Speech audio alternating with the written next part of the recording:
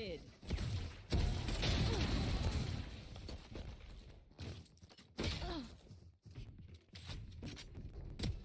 One enemy remaining. Last player standing.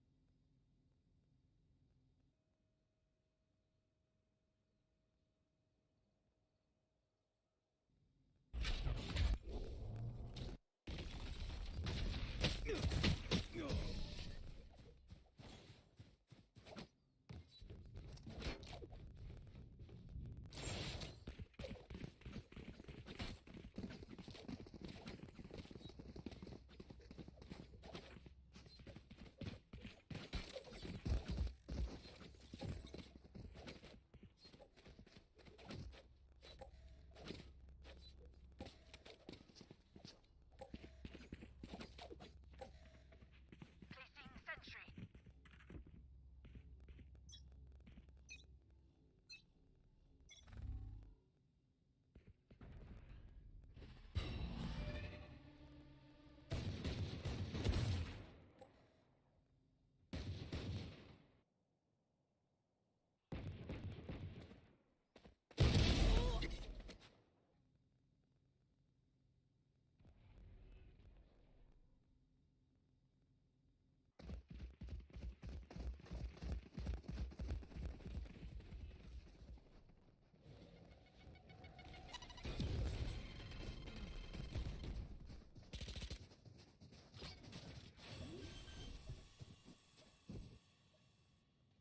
Spike planted.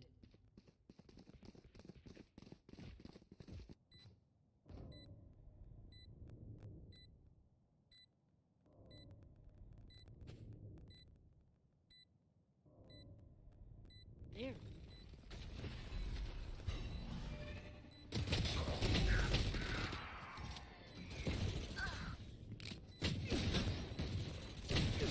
One enemy remaining.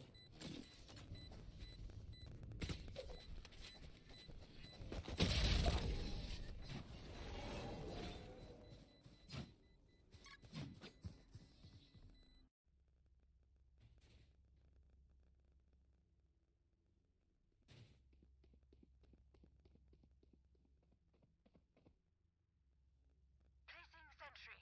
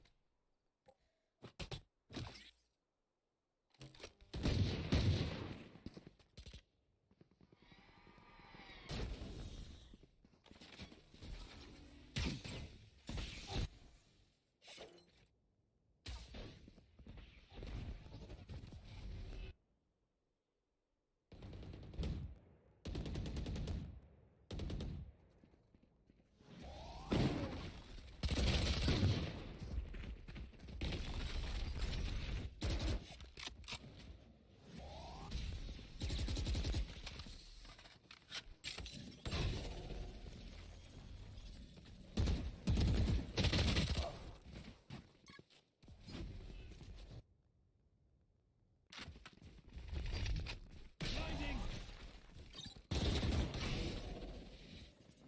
30 seconds left.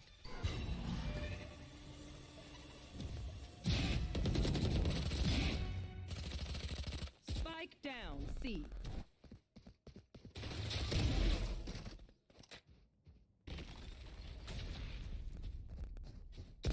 One enemy remaining.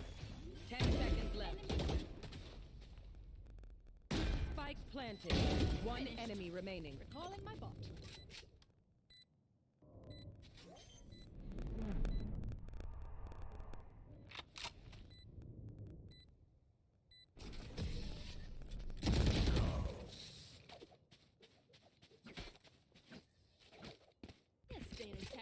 only works for so long.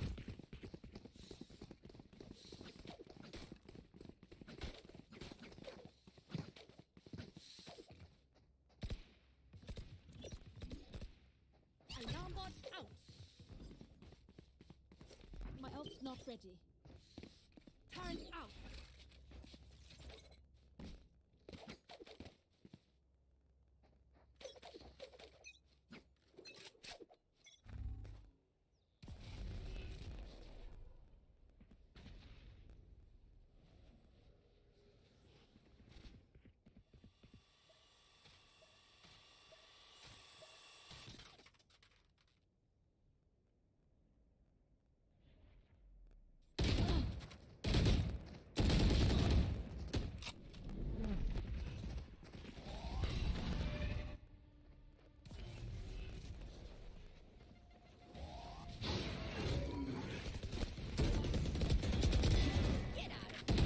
One enemy remaining.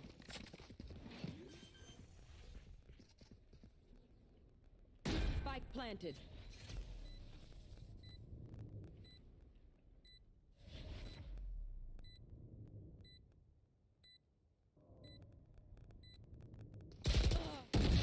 You were a mistake.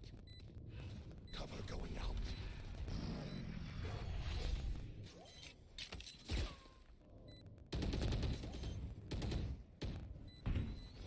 One enemy remaining.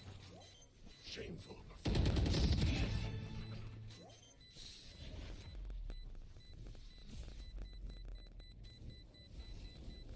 Clutch.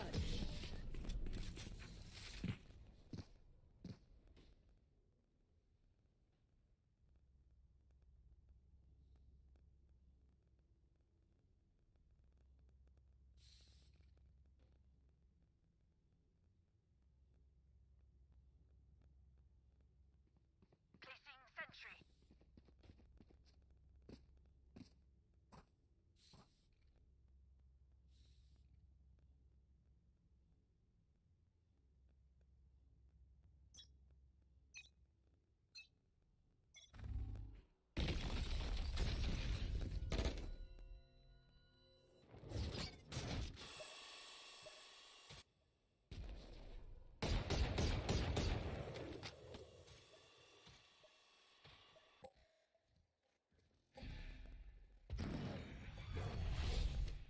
Here.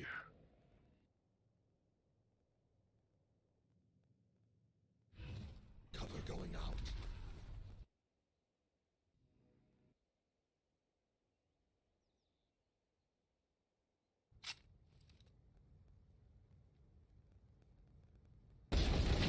Not ready yet.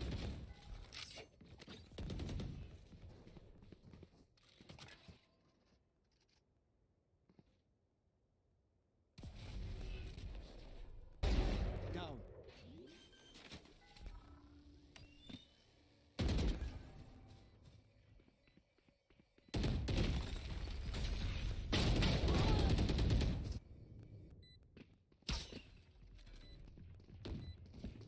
Last player standing.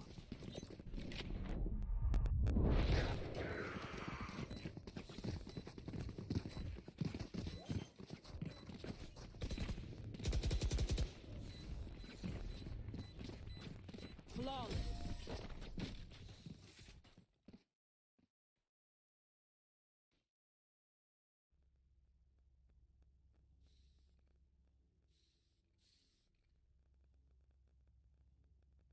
Turret out.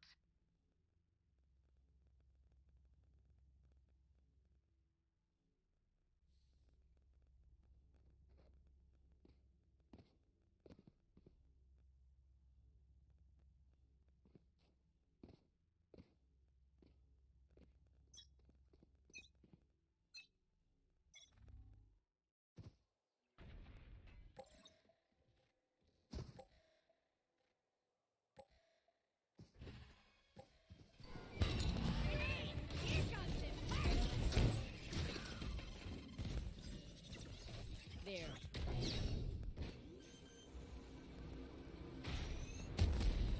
Spike planted. Off your feet!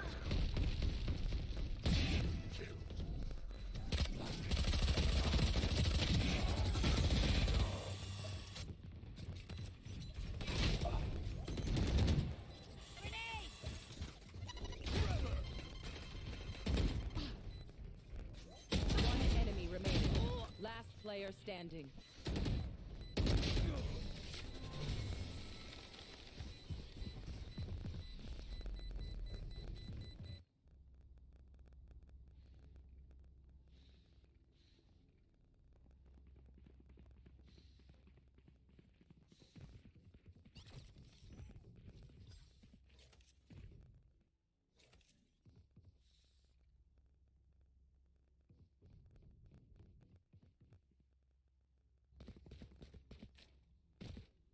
Turret out.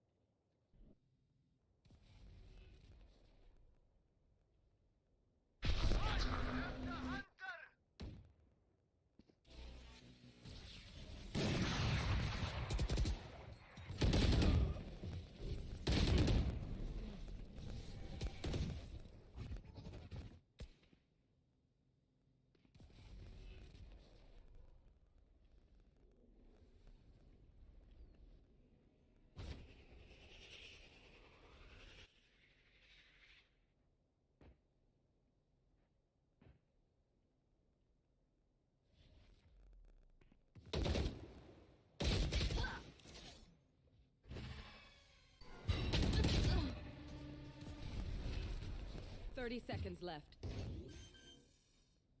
Last player standing. Spike planted.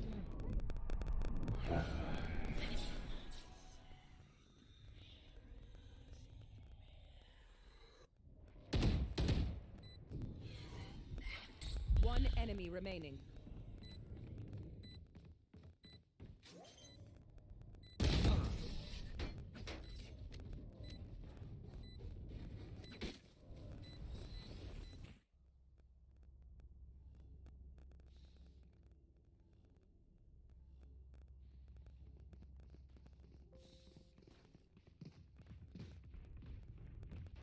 Placing sentry. Placing sentry.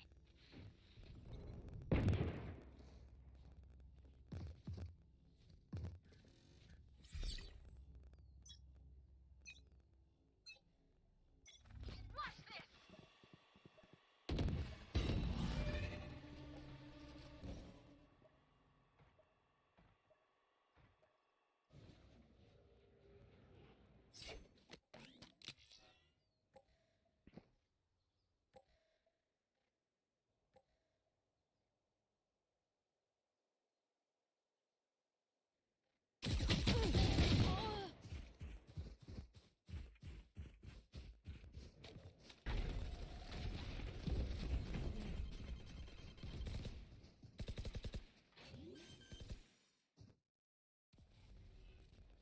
Spike planted.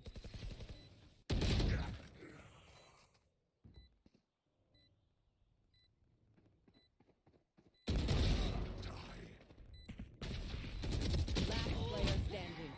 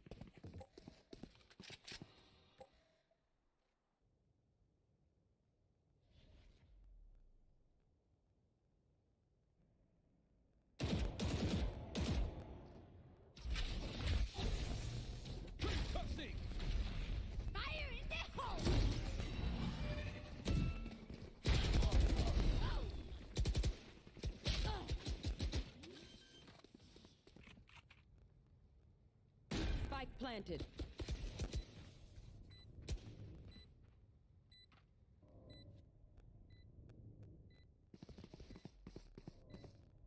Initiated. You should run.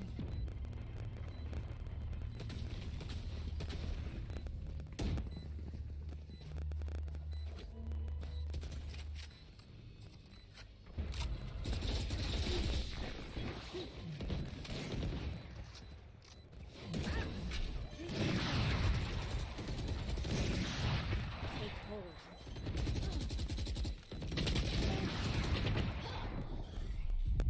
One enemy remaining.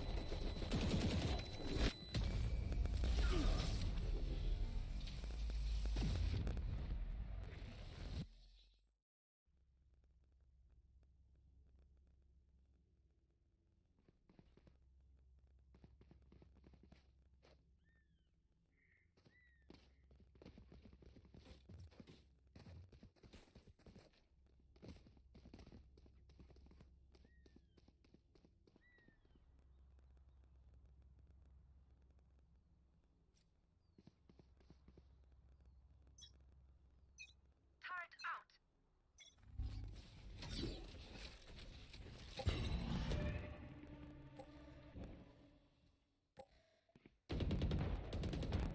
Here.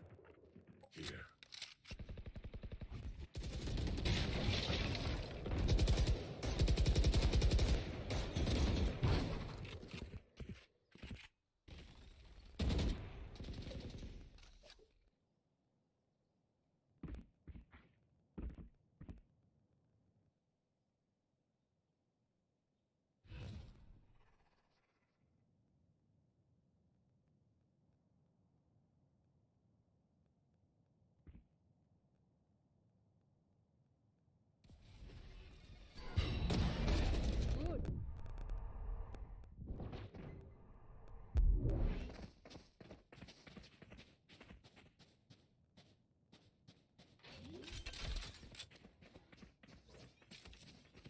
Spike planted.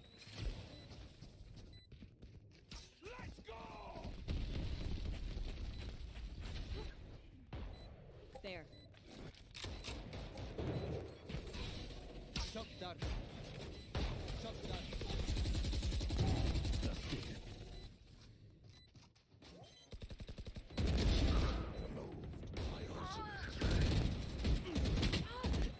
Last player standing.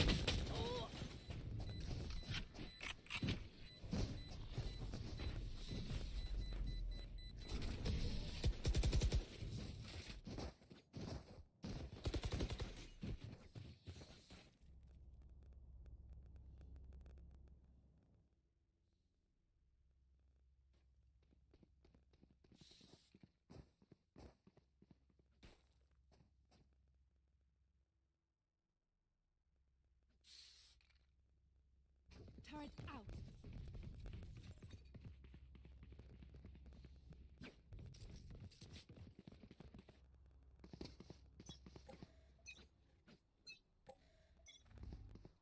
Scanning ahead.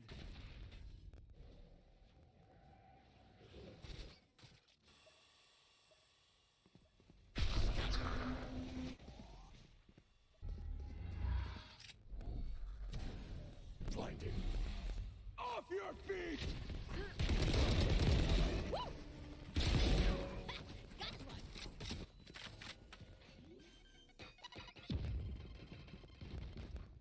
Spike planted.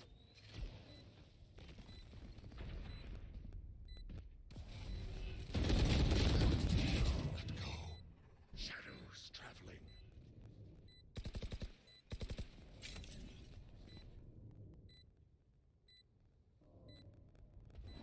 Last player standing.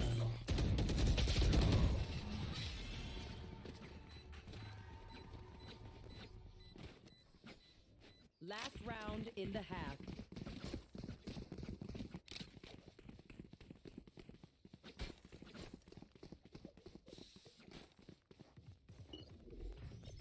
Placing sentry.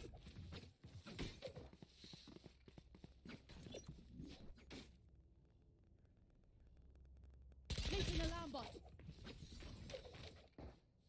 Don't overthink it. That's my job.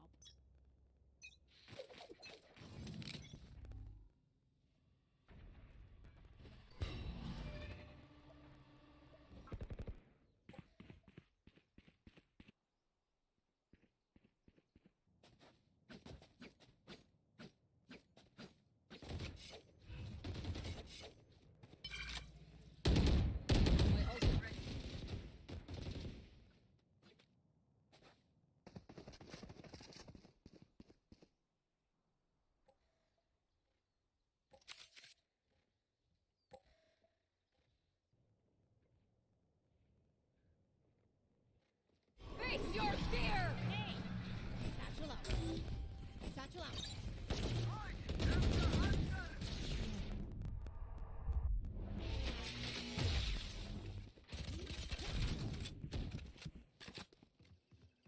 Spike planted.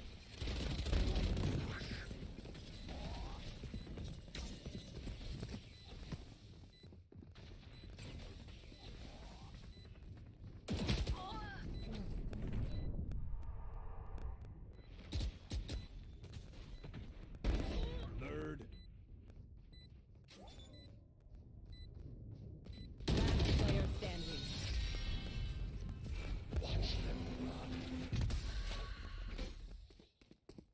Switching sides.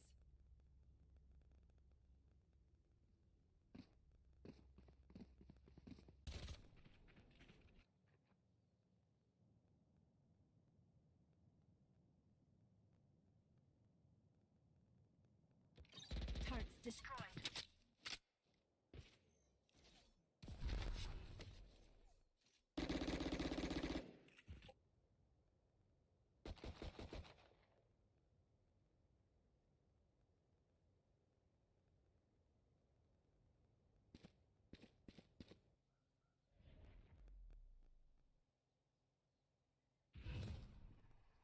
Shadows traveling.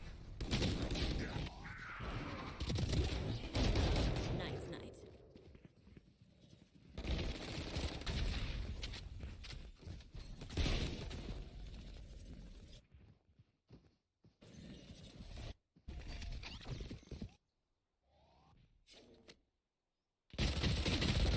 Seconds left.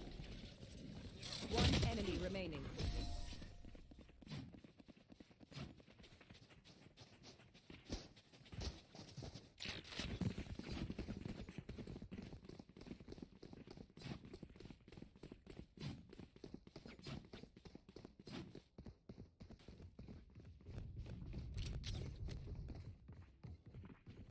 Satchel out.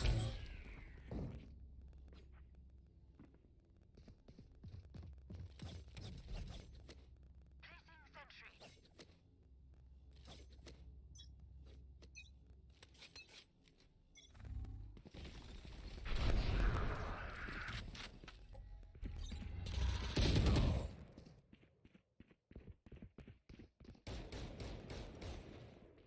Take flight.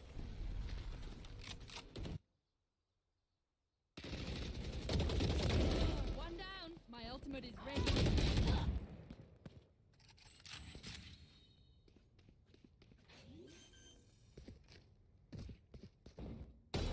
Spike planted. Last player standing.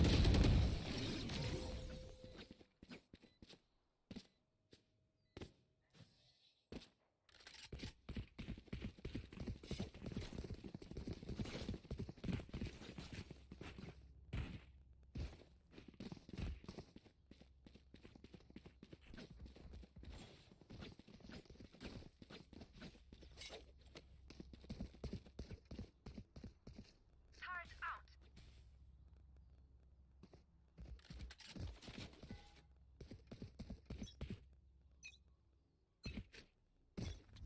Scanning ahead. Ready. Bring them down. Bomb grenade out. Initiated. Grenade. Placing trap. Grenade.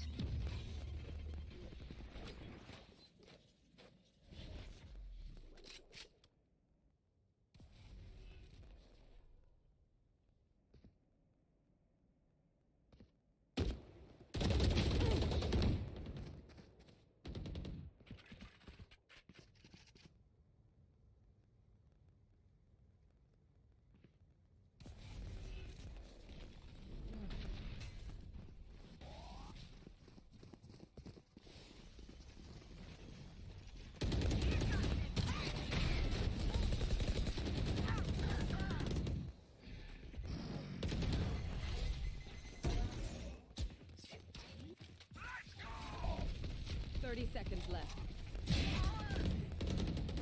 Last player standing. Silence.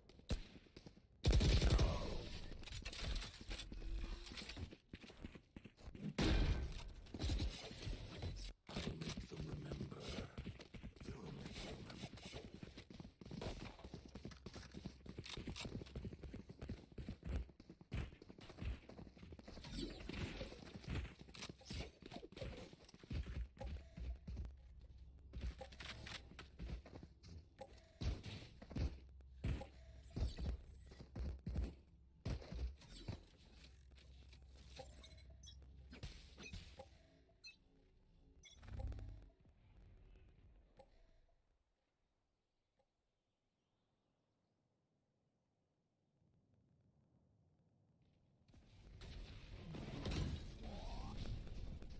Cover going out.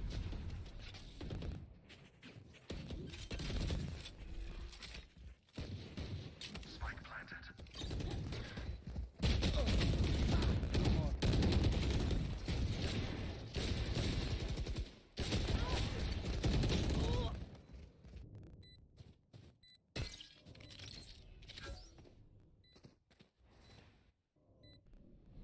Right there.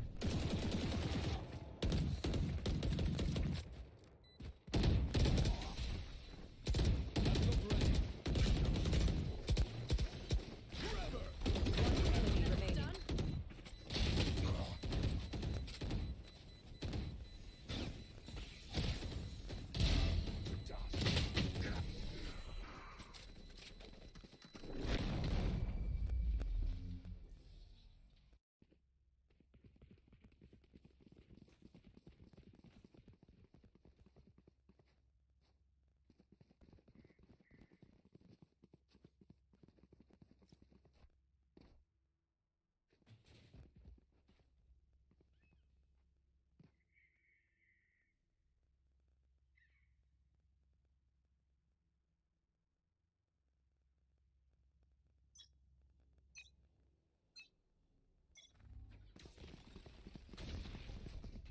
Sentry.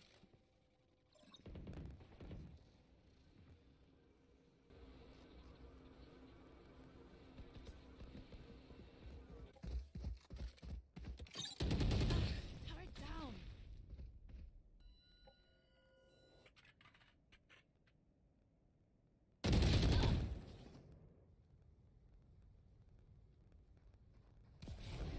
Where are you?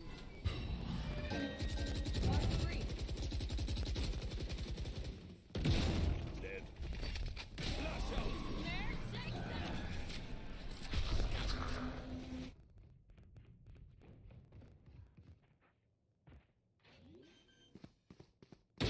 Got one. Placing alarm bot.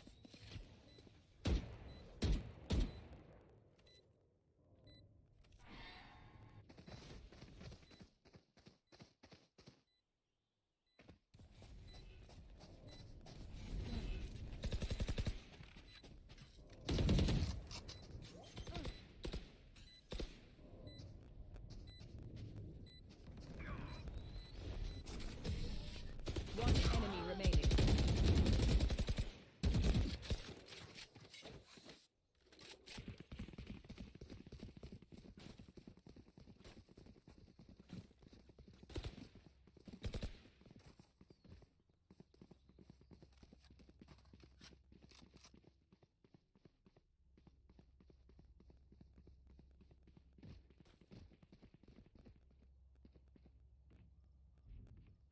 Turret out.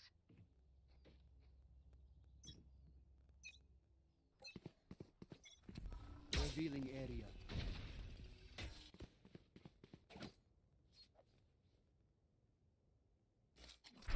Deploying drone.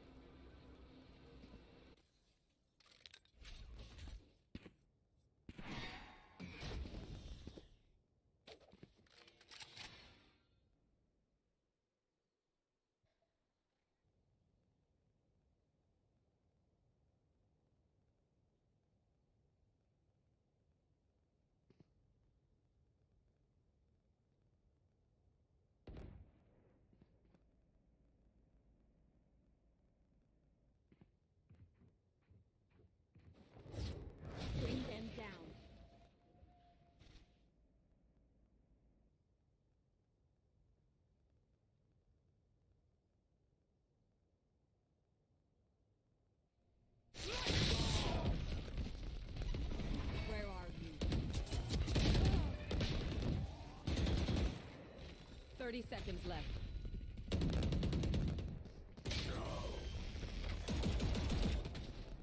One enemy remaining.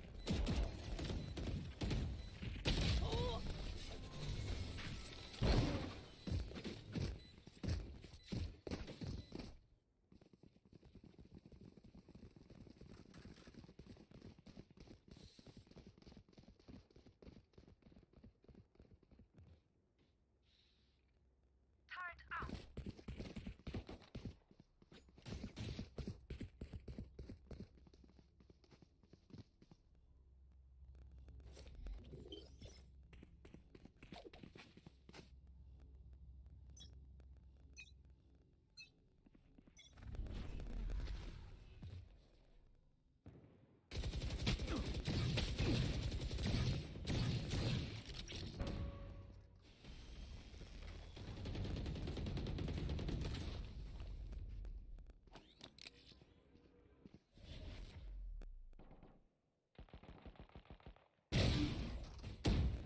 Spike down A. Placing swarm grenade. Swarm grenade out.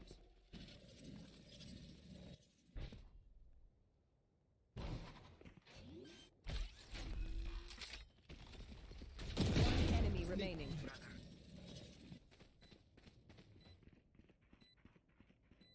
Loaded.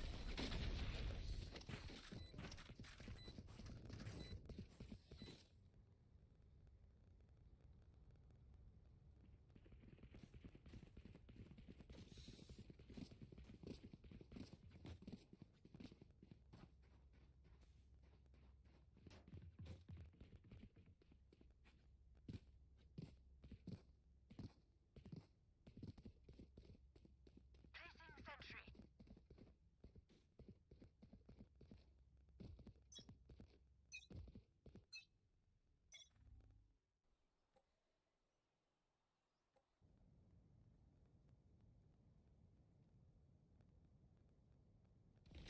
Blocking sight. Found them. Moving bot.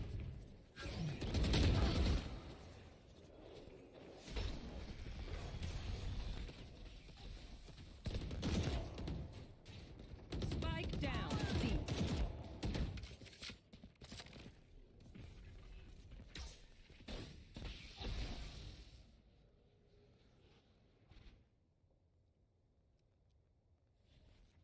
Last player standing.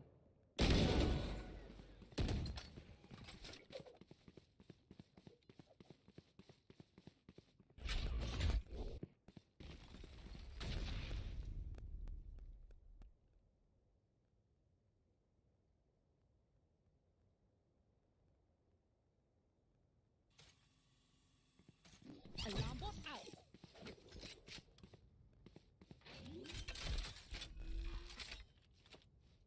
Spikes down.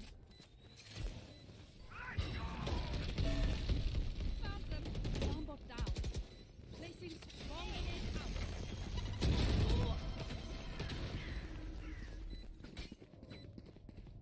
Thanks.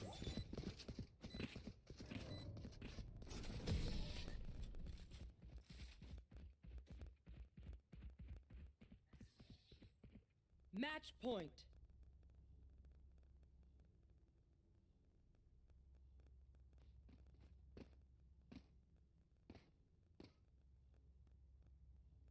Placing sentry.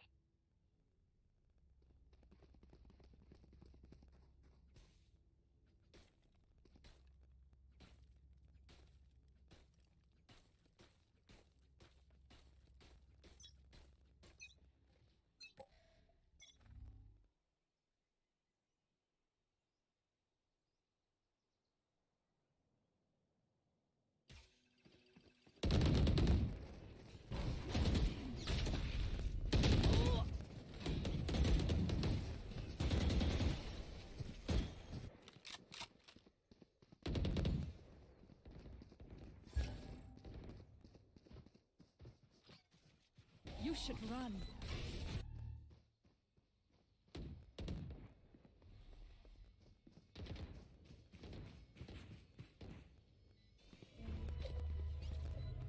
Satchel.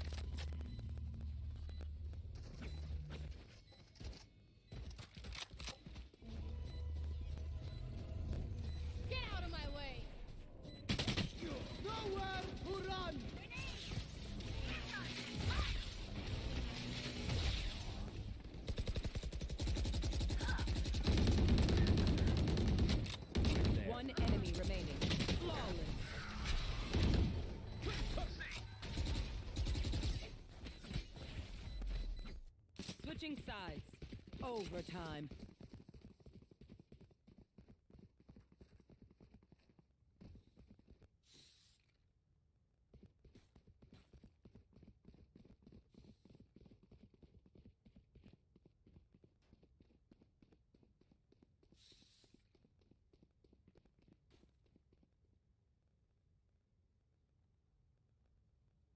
Placing sentry.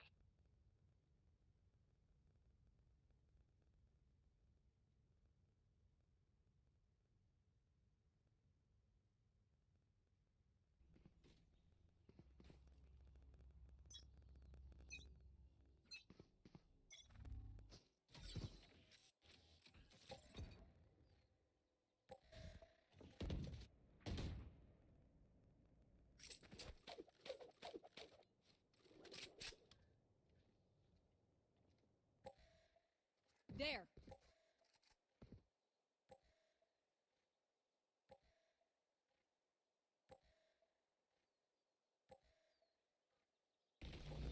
I'll find you.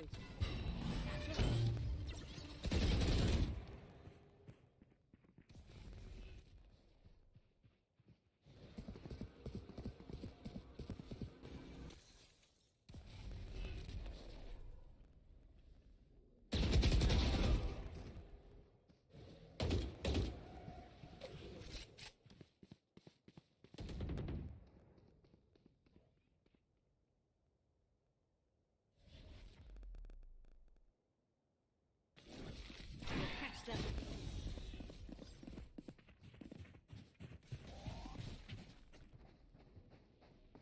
Thirty seconds left. Spike planted.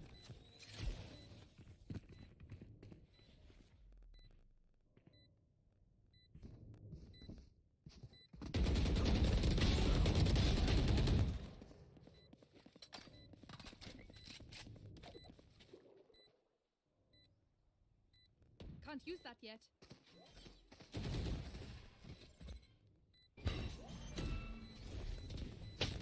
Last player standing.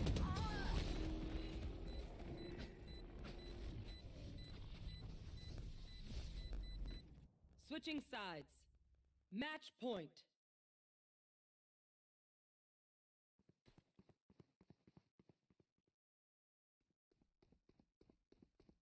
Turret out.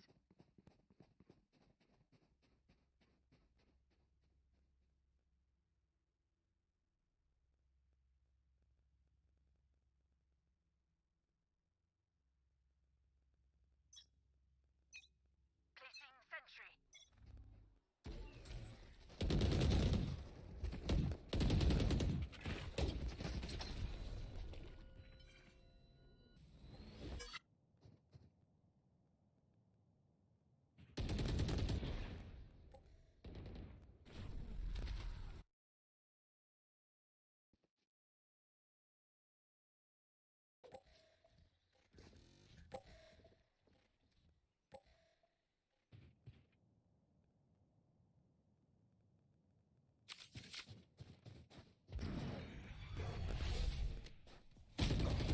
Shadows traveling.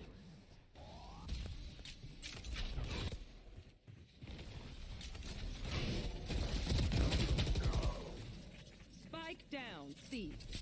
I got the spike. Spike planted.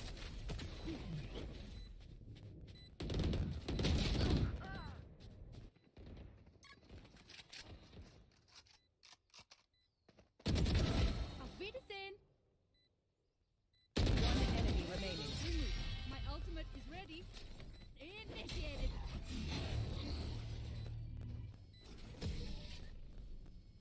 Defenders win.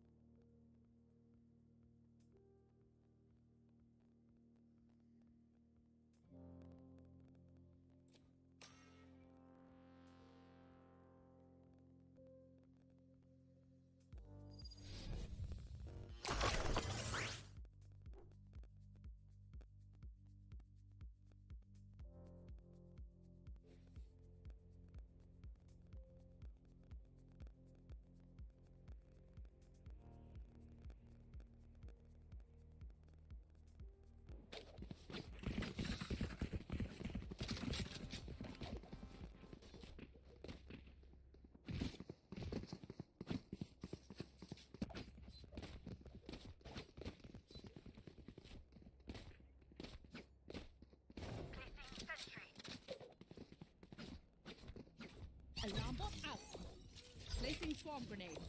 Placing swarm grenade. Placing swarm grenade.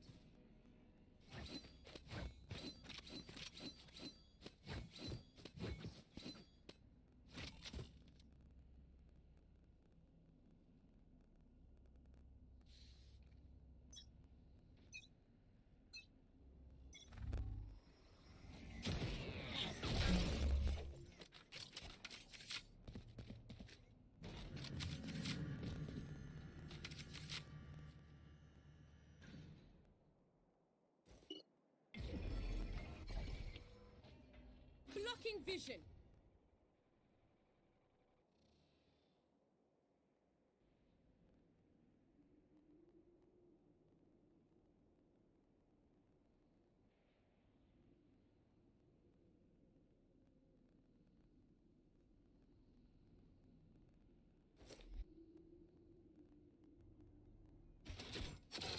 Knife deployed.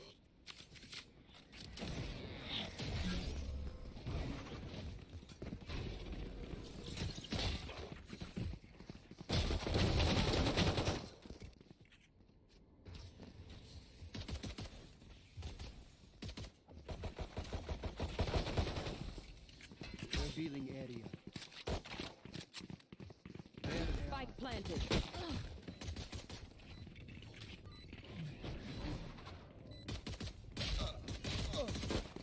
Last player standing.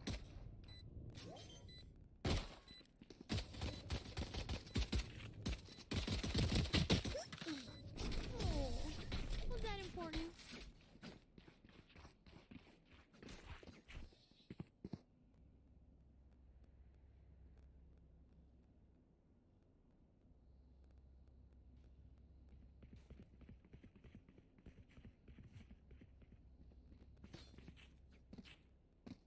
Placing sentry.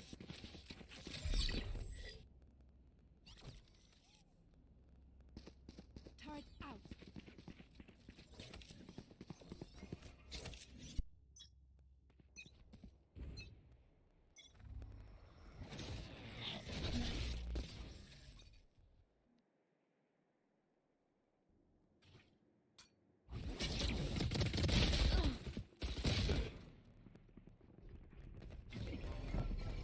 Concealment! Obscuring! Need that back.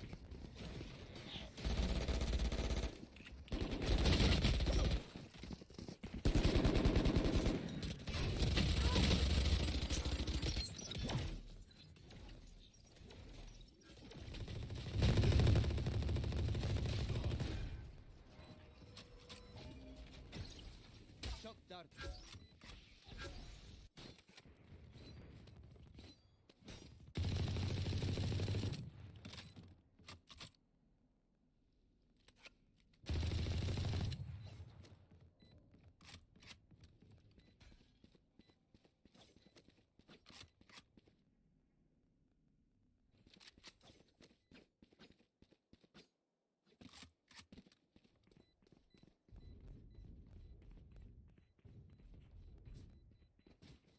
Turret out.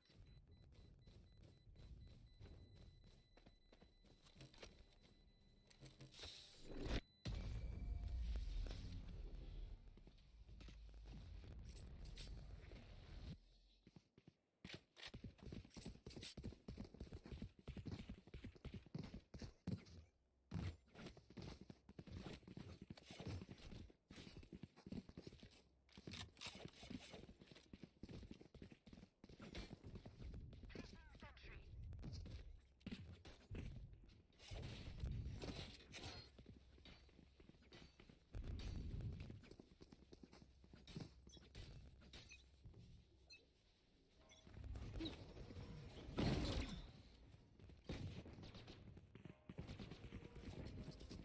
Deploying drone.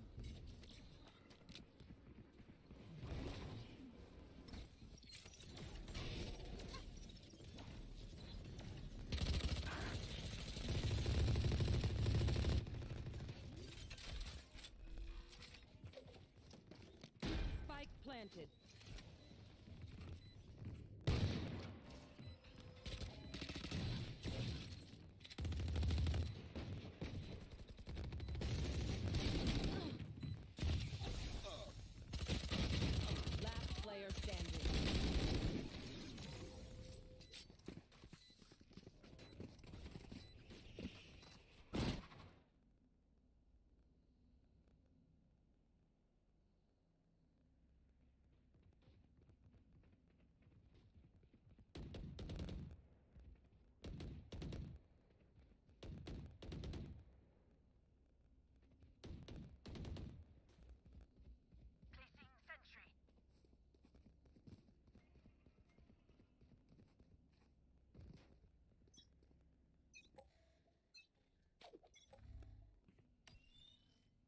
Scanning ahead.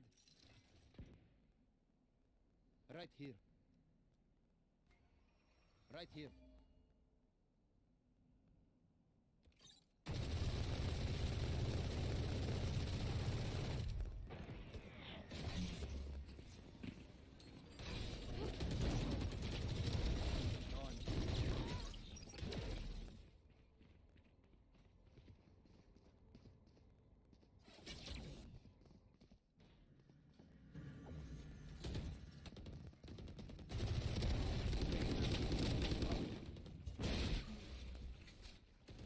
You should run.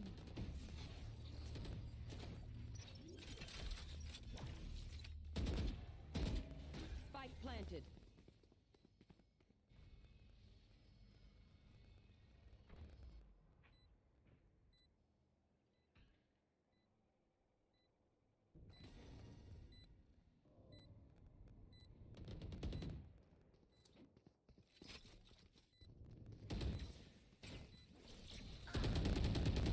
One enemy remaining.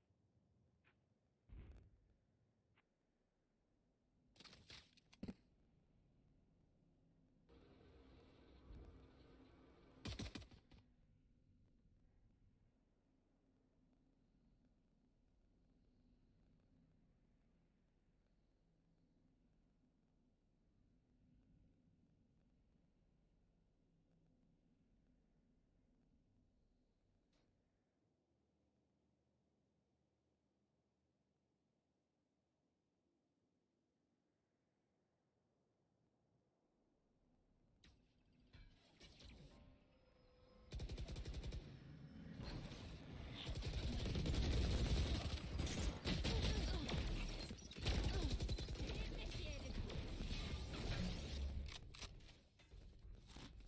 30 seconds left.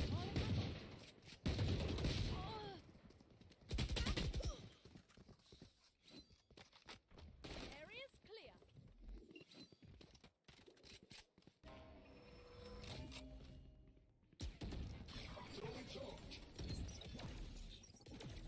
10 seconds left.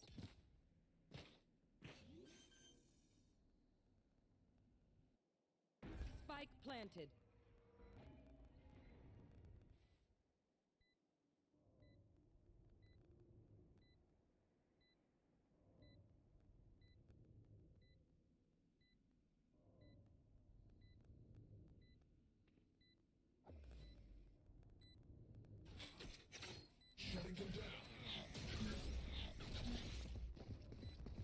One enemy remaining.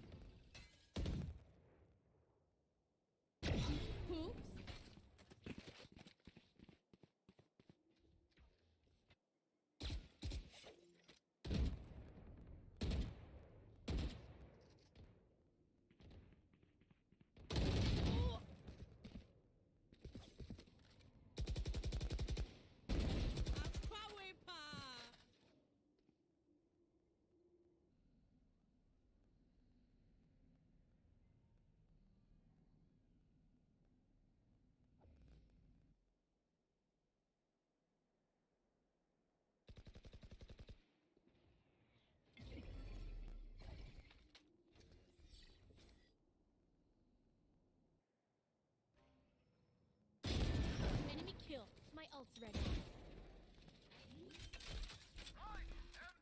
Go.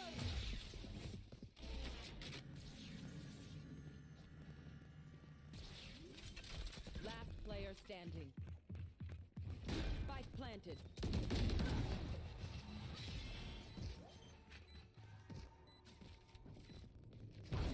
Revealing area.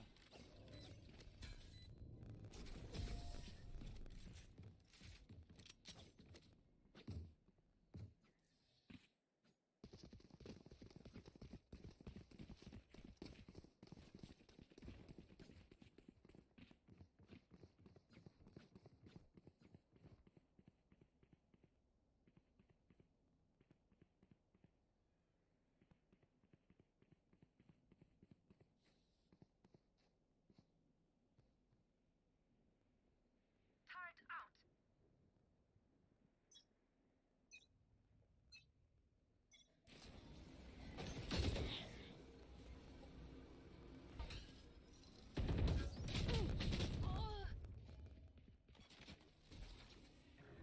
You are powerless. Critical damage.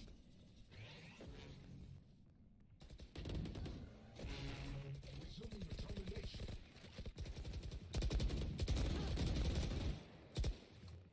Spike down A.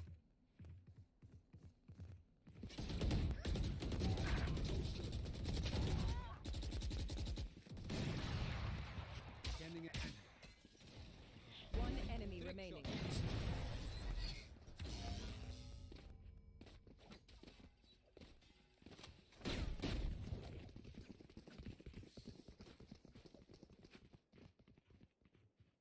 Here.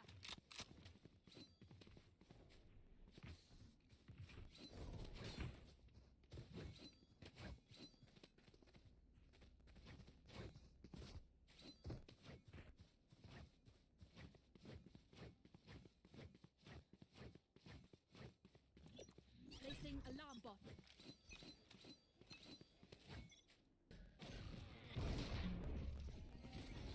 Blocking vision. I killed you.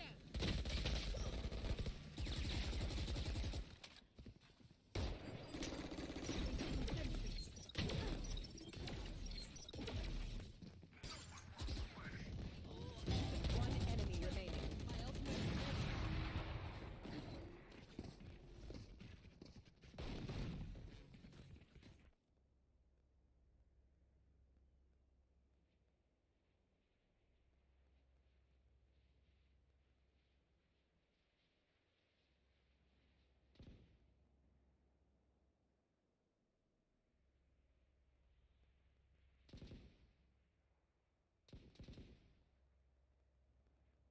Turret out.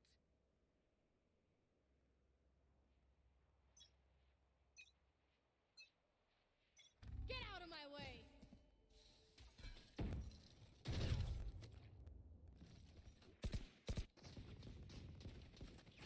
Here.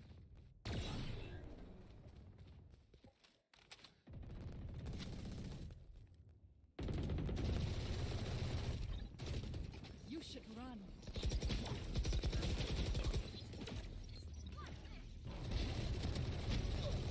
Spike down B.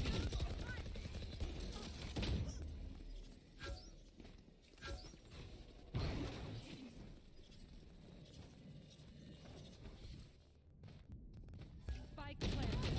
One enemy remaining.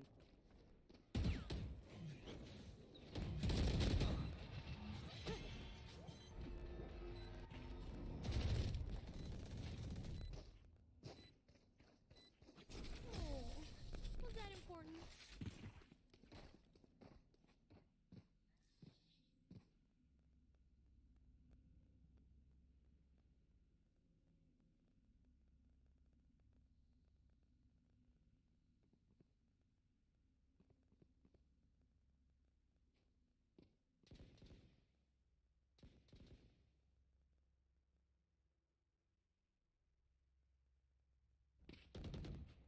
Placing sentry.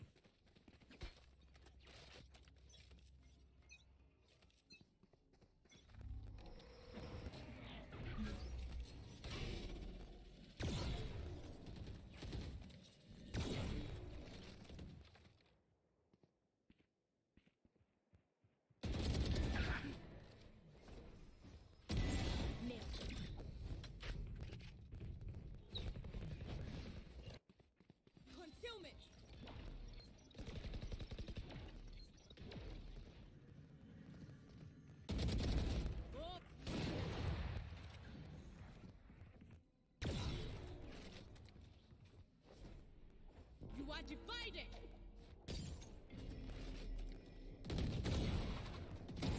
Stay down. One enemy remaining.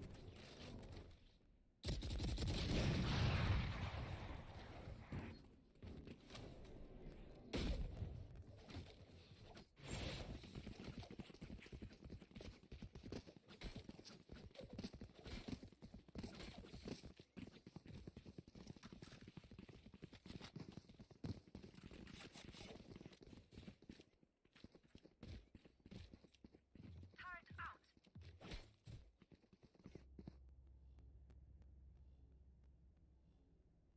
Clear to engage. Weapons hot.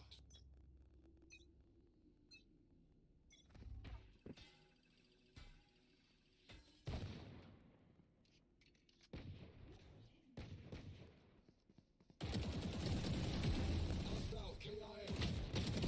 Obstacles moving. Careful. Spike down mid.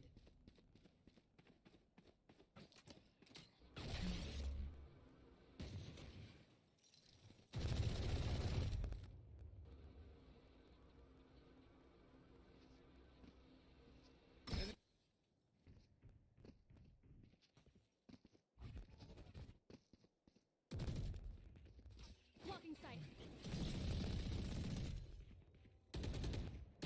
I got the spike. Last player standing. Spike down mid.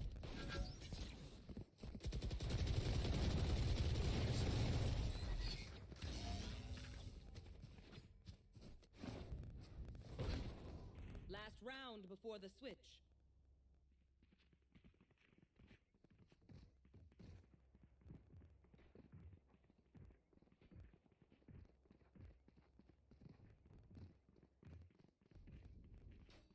Placing sentry.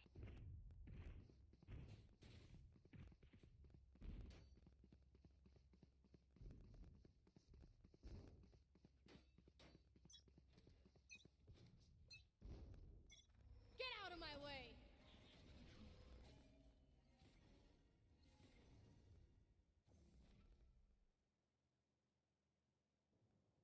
Turret out. Emergency reset required. Nowhere to run!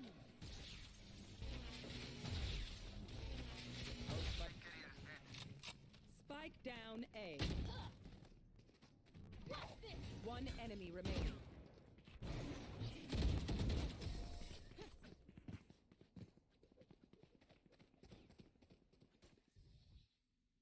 Switching sides.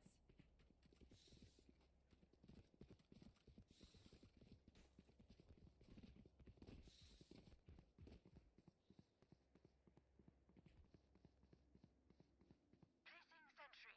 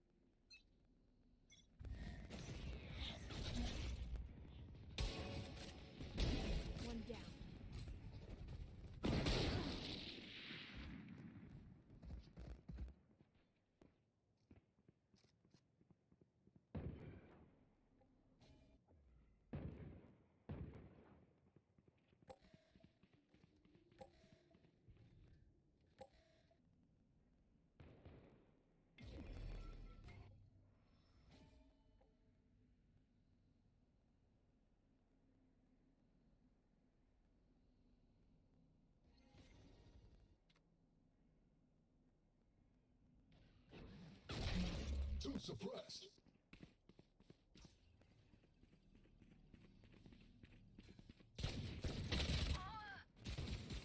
Spike down A. One enemy remaining. Flawless.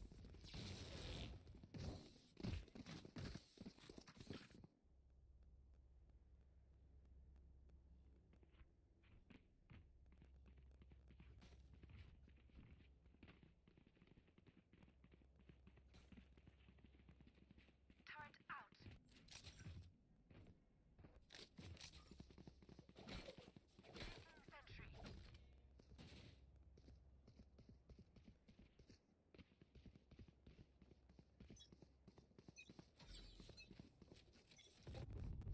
Revealing area.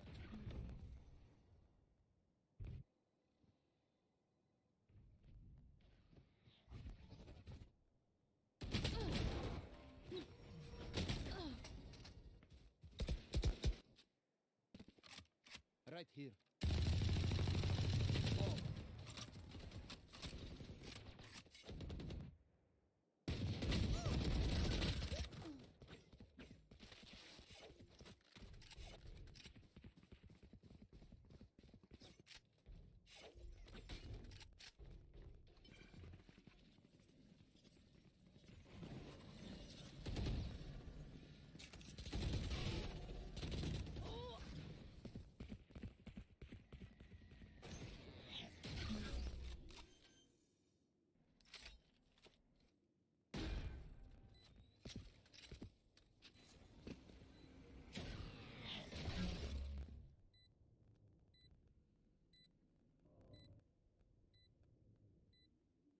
One enemy No more. remaining.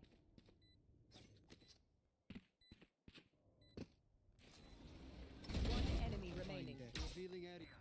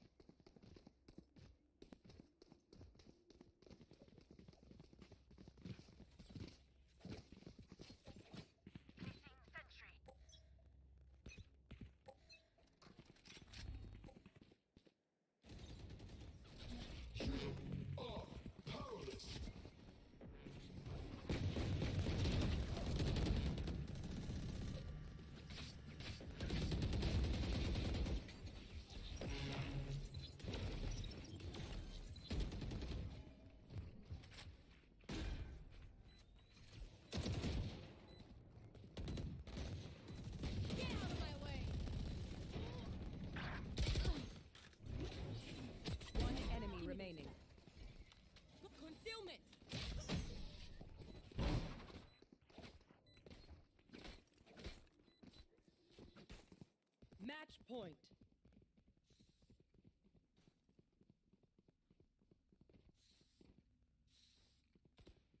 Turret out.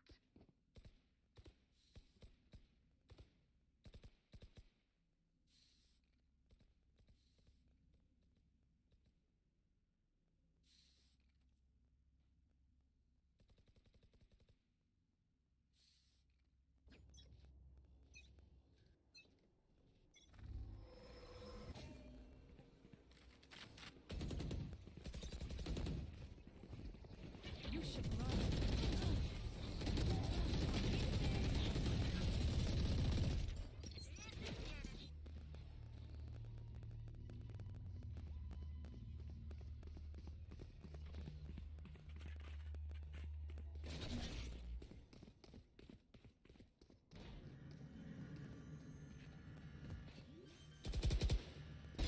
Neutralized.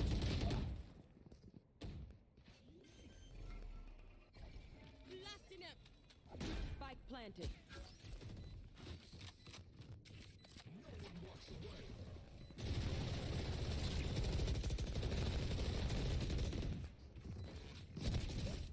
Last player standing.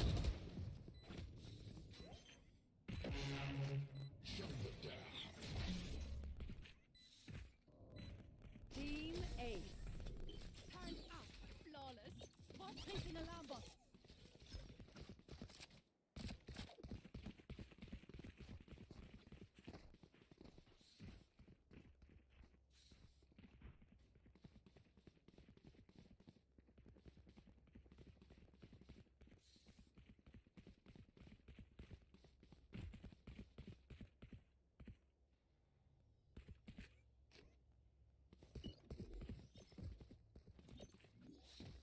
Alarm bot out. Placing Sentry. What's this?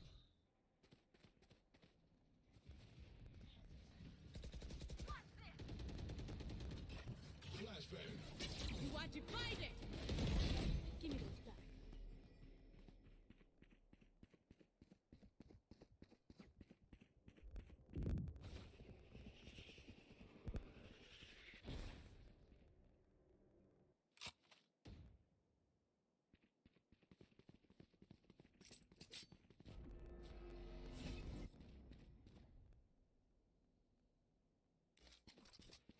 Take flight.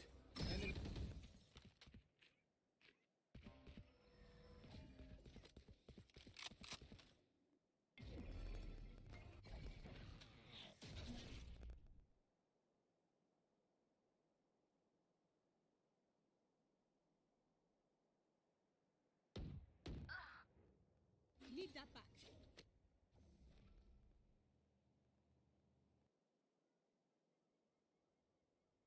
Thirty seconds left.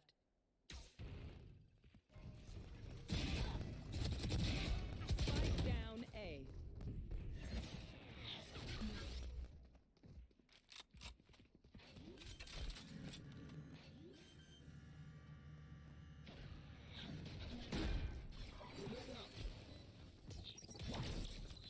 Last player standing. Placing sentry.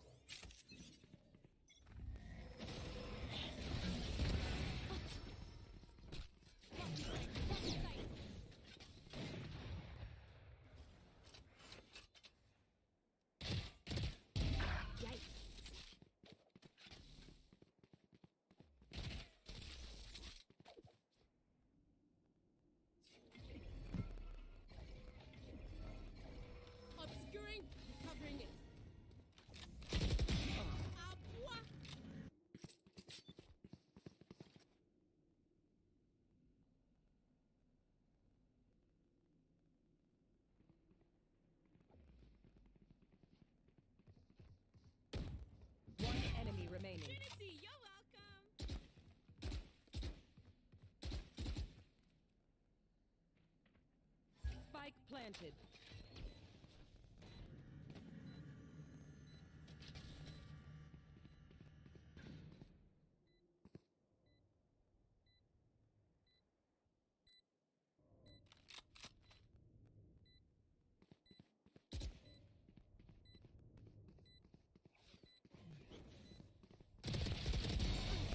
No way! We're the same! Attackers win.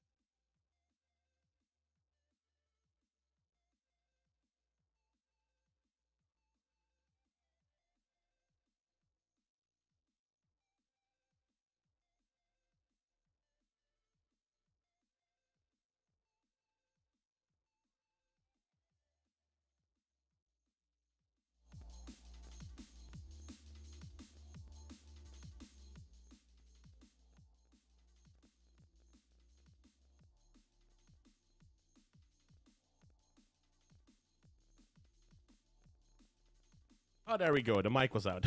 Thank you, Black Cat Menace. Thank you, thank you, thank you.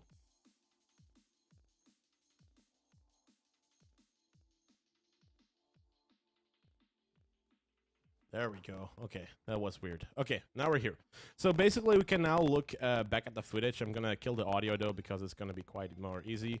So let's take a look at how a couple of rounds went. You can maybe use this as clips as well. There's no audio, unfortunately, on it for my voice because I kind of like screwed that over. But we can use this as kind of like a clean footage or kind of see how these rounds are going to go. I like this map so much. So let's take a look at this last round. So round 11, 11-12. Oh, bro, this is lagging like a lot. Why is it lagging so much? Like, this is unwatchable, actually. This is actually quite unwatchable. Unless it goes this slow, then it's good, but otherwise it's quite unwatchable, in my opinion. Okay, so we have a full buy from both of the players. It's Notes against Z. Z only needs to have one more round to try and win this. So let's see if we can find... Let's see if we can find if Z has done anything. Z has done anything to try and win this round. So I need to take a look at the Twitch as well, because Magnum said that it was going to start a little early. Okay, that's good. So let's take a look here. So we have Z on the defensive side. They kind of gambled it was going to be like an A push, but the reason why they went C is because of the Killjoy ultimate. So the Killjoy ultimate is ready, meaning that if they would push B or they would push A, you have the Killjoy ultimate that can cover A entirely and they can do a retake. If they do B, you can still have a complete retake and they need to play from this little window section. So it's quite a tough choice. So what Nodes does is, or Take Nodes does, is they go C instead. Because there, the Killjoy ultimate doesn't have the power that it should have because you're playing long anyway. The only way that this Killjoy ultimate would have had any power is if the Killjoy ultimate was not played for the C side itself, but it was played for this long section right here. But there we have Omen trying to stop them. So that's the only way that that would have really helped out, because you're playing long anyway and you want to try and clear them out of this long section. That's the thing I think that Z could have done different. They're pushing side. It's quite easy. I can see the lag right now. I'm very sorry that this lag is here. I'll try to fix this by the next time. But basically, what is happening is that right now the full rotate happens towards C. They're all on A. And I think they should have played more from this long section because they know they were going to use the ult. They knew that they were going to use the ult. They knew it because it's the last round. They knew they were going to use the ult. So C side is going to be clear. Where is everyone gonna sit? Where is everyone gonna sit? Everyone is gonna sit here in the back, or they're gonna try and rotate towards this garage section to take garage control. So the only thing that they could have done is to try and push this backside here. I think that's the only way that Z would have ensured that they won this round, because they knew they were gonna use the Killjoy ult. I do have to take a look, I think, at the Twitch stream because it has started.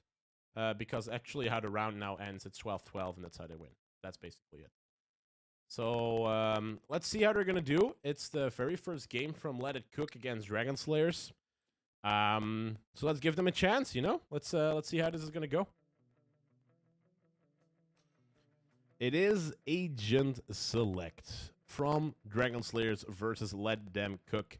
And we can see PTK actually here in the position where they are going to be playing Breach on Haven. They have seen how Z plays.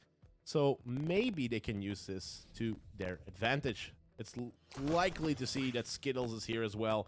Funny to see that we've got a couple of names returning, because the players I have seen before are Abfuden, Azza Bennett, LDP, Rin, Skittles, and PTK are all players that I have seen played before. So I want to see if these players have grown and they are in a good position. It's the first round that they're going to be playing. They know they have to play to get to the final of today.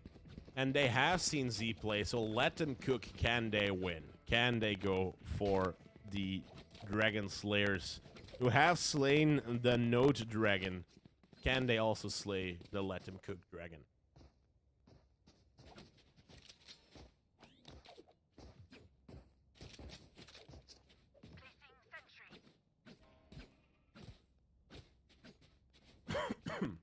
Now we know PTK, kind of an important figure here in the Benelux scene, because he has a lot of respect, having the Benelux Discord and knows a lot of these players. Maybe he can coach the players towards a win against Dragon Slayers.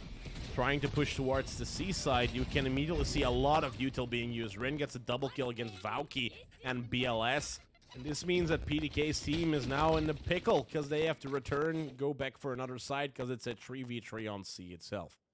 Killjoy, here's the rotations happening towards B, because they're not shifting entirely.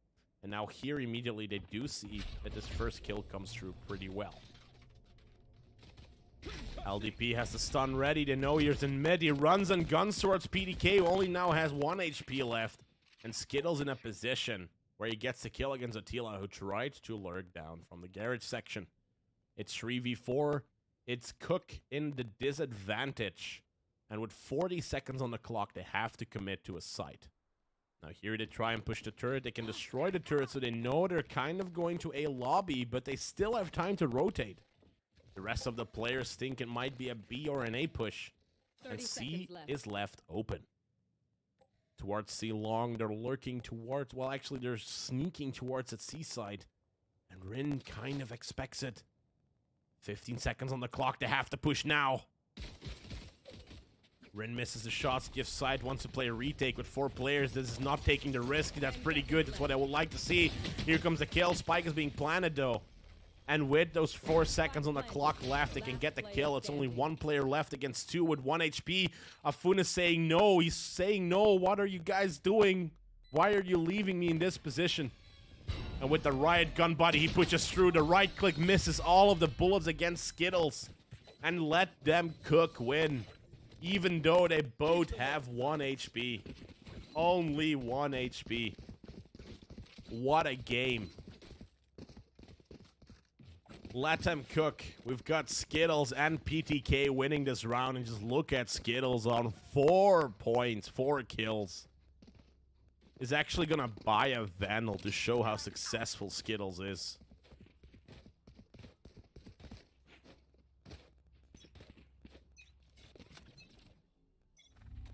Asa Bennett with a shorty is gonna try and get this kill against Skittles maybe. But nobody is going to push through except for Rin. Rin taking the risk again alone on that long section, but the shorty is not good enough to get Valky down. 2 players still on C. They're picking them off 1 by 1, or actually they hope to do it.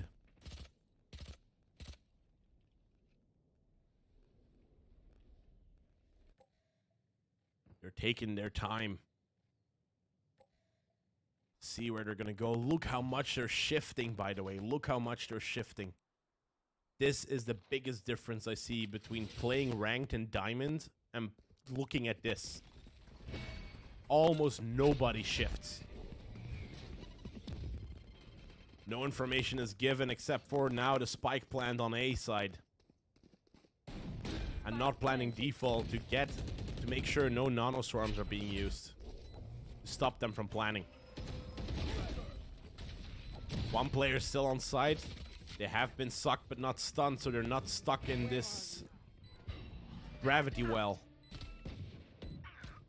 And LDP goes down. 3 players are trying to enter on side, but BLS gets a double, maybe even a triple, but needs to go back for a reload. Asa Bennett with a lot of HP, but has a short. He wants to just get a kill, and that's what he gets. Goes and backs out immediately and knows that nobody's pushing. He tries to get away, but he's blocked by his own turret from his own teammate. And BLS goes for the triple. Let them cook on 2 points.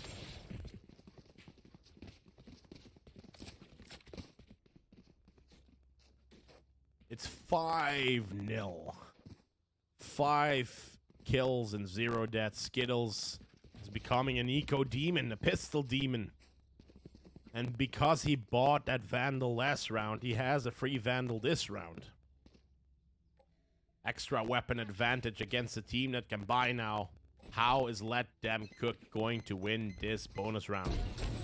BLS pushes through, actually almost gets a kill, but Afun helps BLS not dying. Actually kills BLS so that his teammate doesn't die.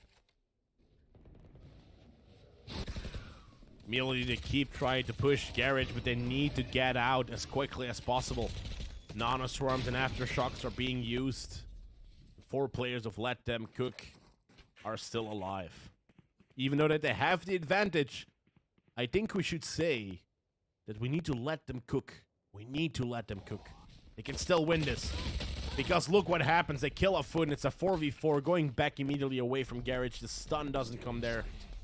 And because of the flash, they're now in a position that they need to wait just a little bit. Valky gets the kill though, has now a weapon. And the C side is kind of free. Look out from middle, because here LDP gets a kill against Skittles. The top fragger now finally has a KD because he has his first death. Spike planted. And the defenders now need to play on retake. It's a 2v3. One in Garage. And here Eric gets the kill. Makes it 2v2. And because of the turret in Garage, they know someone is pushing from behind. They know one is in C-Link. Turrets destroyed. No one in Garage, one in C-Link. If the smoke goes down, it's going to be a problem. And they know he's on top of the pallets. He knows he's on top of the pallets. Here comes Rin. But he doesn't see Eric. This scheiße hurts. Cook has the kill.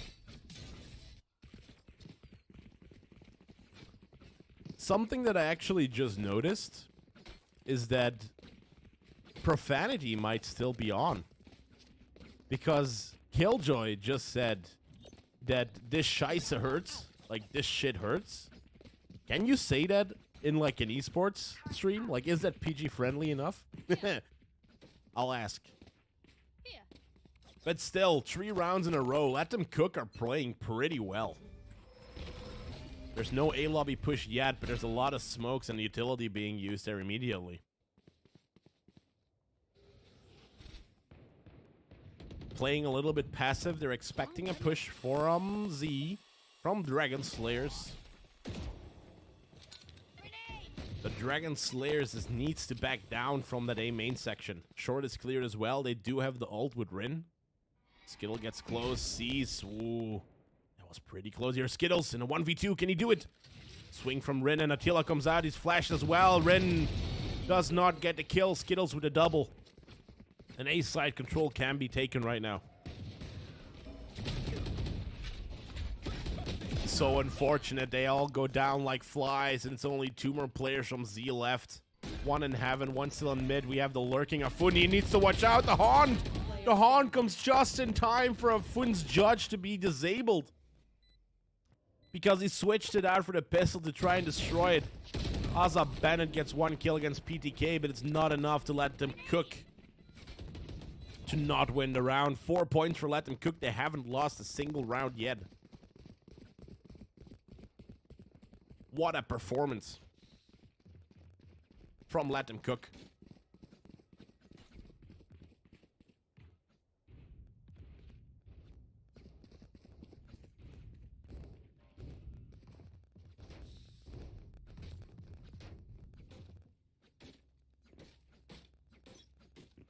It's finally a full buy from both of the teams. Can Dragon Slayer slay this cooking dragon? The dragon that is making shish kebab out of Dragon Slayers.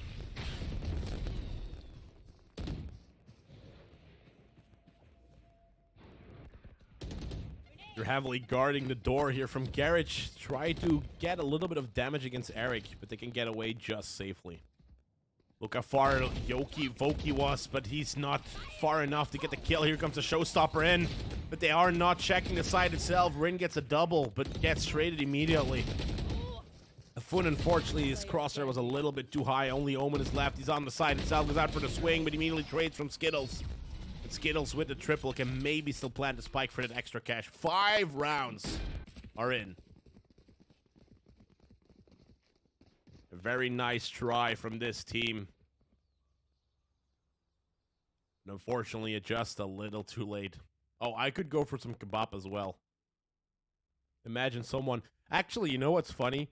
Because Belgium now says that all content creators need to put their VAT number online, it also means that your address needs to be on that. So in case someone wants to order me a kebab, you can actually do that now. That's so funny. Also, don't stalk me, please. Thank you. Oh. Is there a technical issue? Is there a technical issue? Maybe there is. They are right back, so we are right back as well. So let's go to the camera. I'm sitting down because I was a little bit tired. Yeah, it's criminal. I know, Magic. I know. It's ridiculous.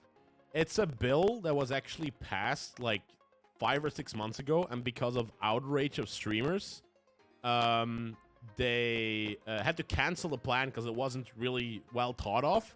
And basically now in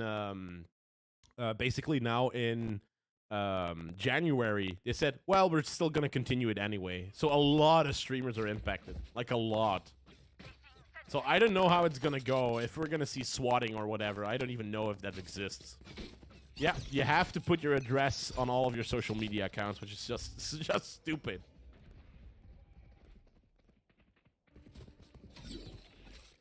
It's the biggest risk that they can't take.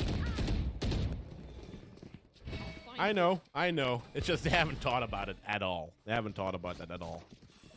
Now, 5 players are in the main section. They have 1 player in that is already dead. And now here the ultimate comes through. But Attila is not hit. He's not hit by the ultimate. He was sitting in that little corner where the ultimate does not hit here. Attila being smoked off, though. It might be a good position because now he can swing out. He does not get the spiker kill, but he does get BLS down. 2 players left. 1 in hell can't see anything because of the smoke. And immediately we've got the Osterwall there. Now need to push. They can't push because Omen is standing there. Ozza Bennett, what a Chad. Goes out for the swing and then actually wins the round because of the Nano Swarm? No, it's actually Z defusing the spike just in time. Oh, that was a close one. But what a big brain move by Ozza Bennett by standing right in front of the wall. Because the moment someone tries to push through to the side, they are blocked quite immediately, which means that you can just shoot them for free. Ozza, what a tactic that he used there. And what luck. Like, what's the luck that someone is going to get just out of that? Just that close to the wall. It was well played. That was a good wall. A push towards mid. While we've got 2 defenders actually going for a quick lure towards C. Immediately LDP gets a double. He thinks this is an aim trainer. And Eric, oh no, the timing. Eric, the timing there was so unfortunate, but does get the kill instead. Vauki is battling for his life and now fighting in the voice chat. While we have Skittles, the last one alive. He is the top fragger of Let Them Cook. And maybe he can make shish kebab of Dragon Slayers again, but this time he's the shish kebab with Skittles on top. Round number 2 for Dragon Slayers.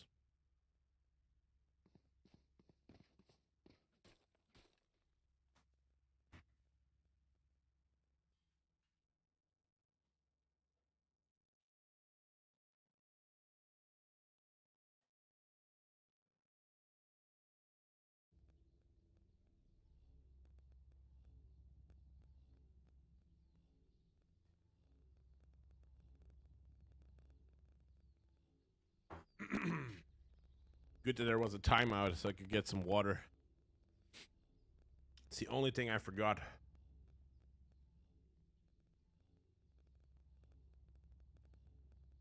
But still, how the team is playing, Let Them Cook is doing pretty well. They have 2 lockdowns actually on, and you can see some pings, so they could try and do a C push this time around. And what I would personally do is have someone watch from window in mid, so that you look at garage. Have the turret place on A main, so that in case someone flanks, you immediately know it. And then push towards C, because the lockdown is not going to have any usage on C itself. You kind of have to bait the lockdown. So what could be doable as well is to do an A push first, bait the lockdown, and then go C instead, and then you have kind of like a free side. I think that is the best way for them to play this round on Cook's side. So the drone is already there. Killjoy is in window, so that's what I've kind of predicted. They're gonna try and do a C push. And they want to have garage control. Cook, where BLS, the duelist trying to enter, is gonna have a fight with Ozza Bennett. Ozza Bennett, the smoker.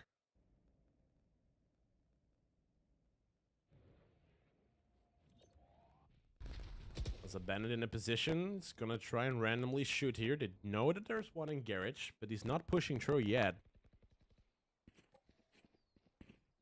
And they are hearing some footsteps, but Attila did a bait. Attila did a very big bait. They're not expecting a Fun here. They're not expecting him. Because Attila is baiting. Oh, Eric checks the corner. That's so unfortunate for a Fun that his weapon was showing. If he had his pistol out, maybe they would not have noticed him. Very unfortunate. They're kind of baiting him towards that A side. They did check the corner. They did clear it. Very unfortunate. 30 seconds left. Now that they are on C, the operator shot from Rin misses. They have enough time to do a plant and they spot BLS, but Asa Bennett cannot shoot in time. The swing comes out from BLS, goes down again. And in this 3v2, v4, it's going to be very hard for the attacking side. One enemy remaining. I mean defending side. Here we have LDP and Attila going down. Let them cook on 6 points. A match that is almost unwinnable from Z sides. So let's try and now devise a plan for Z. What can Z do against these let them cook players?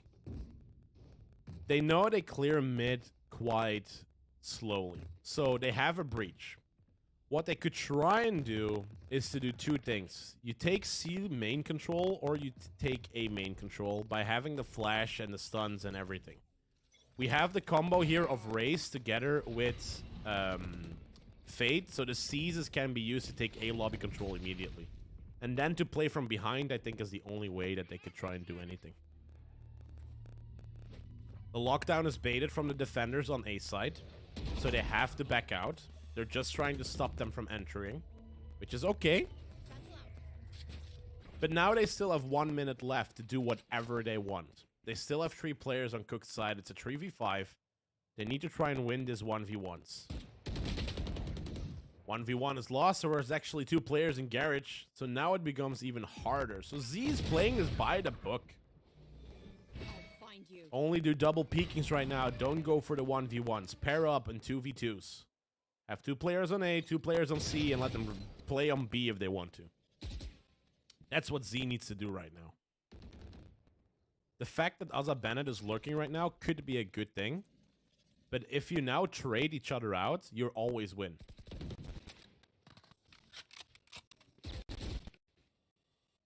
So in the back, Asa's playing here. Here we go. First kill falls. Only 1 player left. The 1v1s are won. Z wins the round. Now, what is your opinion on that, guys? What is your opinion on that? It's a 4v2. You're losing. It's 2-6. 4v2. You are in the advantage. Do you send the player to lurk? Or do you pair up in a 2v2? The 2v1 situation? Where or it's going to be 2v2 against the enemy team, or it's going to be 2v1 against the enemy team. Because that's guaranteed. There we go. That's what I would do as well, Magic. That's indeed what I would do. So, what I'm talking about when I'm looking at the Benelux, and definitely when I'm looking at Z, they're very good players. They can out-aim a couple of other Benelux players, but they're taking risks that they should not be taking. Now they're pushing on that C side, and immediately they fall down like flies. It's 1 more player left. It's only Asa in a 1v3 situation. Asa Bennett needs to go for a couple plays, but he might even save this round. It's the only thing that Z really can do, because if Asa falls, they need to save in the next round, and that Vandal might be their only guess on how to win this. He fakes a TP. Try and find out if players were there. No idea where he is yet. But here Cook takes advantage because he has to defuse the spike. He can only save or defuse the spike. Smoke comes out. He's being sucked immediately. They know exactly where he's going to be, but he's sticking though. Here comes a Nano Swarm just in time. And there we have round number 7 on the side of Cook. It was a close one. It was a close try from Asa. But it's because of Killjoy in Garage that they were guaranteed to win. That's why on C, if you're planning for long, you need one in garage. And that's what Cook knows.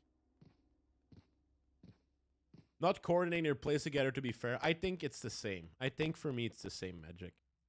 Because Z is a very good team, and they're playing very well. Like, even if you would say, like, Attila is on 2-on-8, she has baited the team of Cook twice before.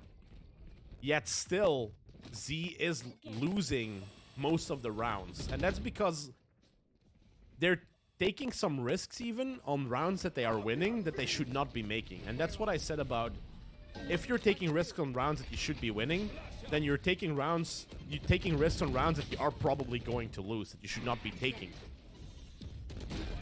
Now the spike is planned and 45 seconds are going to go in, and Z needs to go for a retake. The attacker Killjoy ult is being used, and they don't have anything to try and stop that ult, so the clock will go down.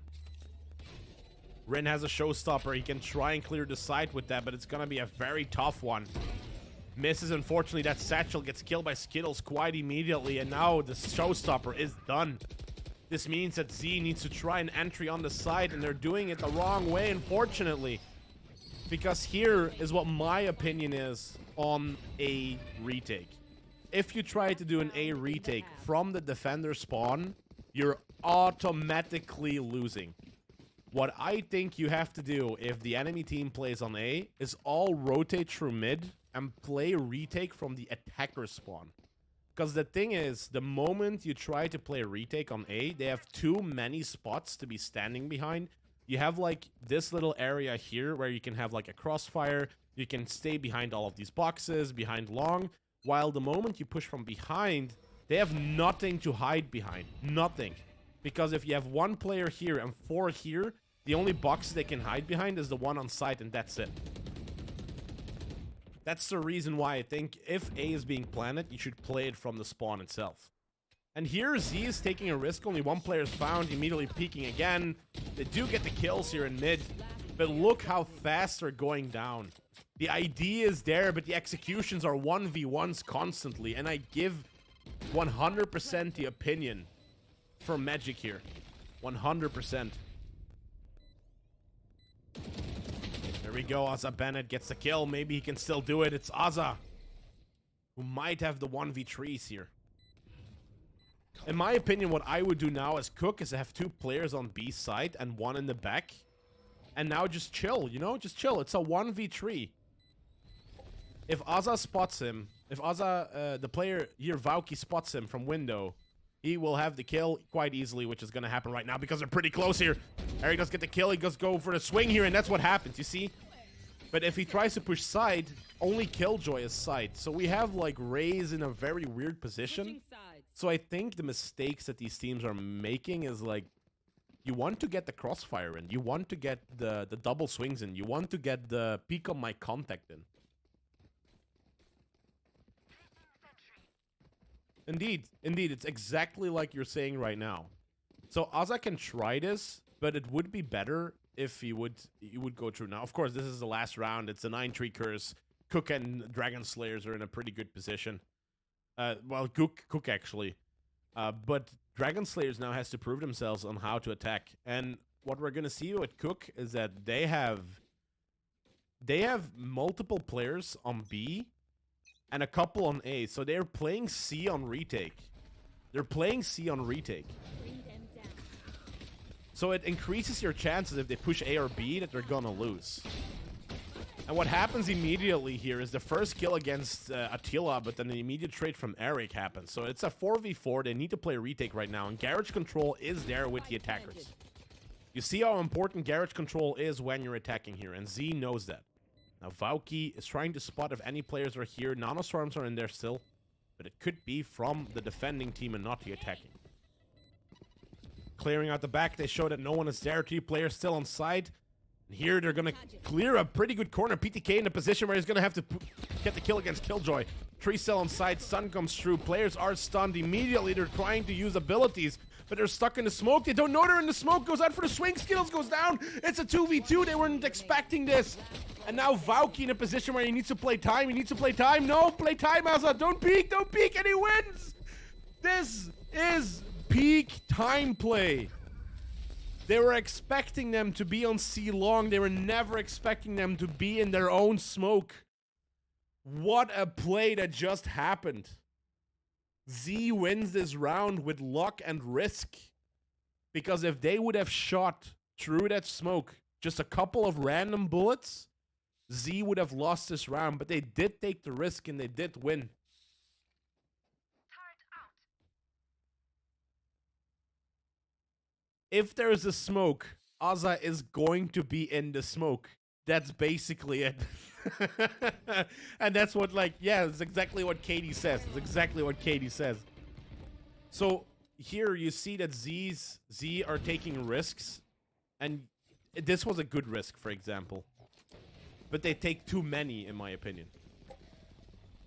Now they have the guns. They can take this round around. They can take this around again. Flash comes through. They know, okay, they're now on A main. 3 players there. They haven't heard that there's 3 players there.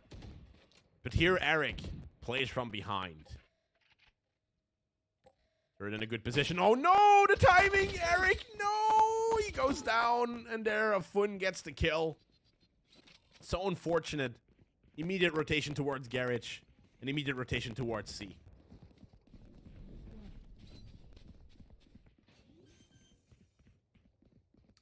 I don't think it was a misclick. I think he wanted to destroy the turret, but then they kind of went for a rotation, and what happens? Immediately we have all of the players going down again.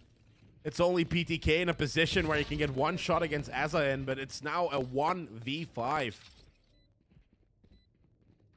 Praying to the gods, Skittles needs to get a couple right clicks in to maybe get a kill. But that's going to be it. An exit frag, maybe. But let them cook. They're not cooking anything. The fire doesn't even come on yet. Now they know exactly where he is. He needs to die, though, because if he doesn't die, he can't buy. They should just leave him alive. They should just leave him alive. Why are you killing them? Imagine this, right? Imagine Z not killing Skittles. Not killing at all. The only thing that could happen is Skittles could jump into the spike explosion. Or Skittles is going to be left with a classic, meaning that he cannot buy this round.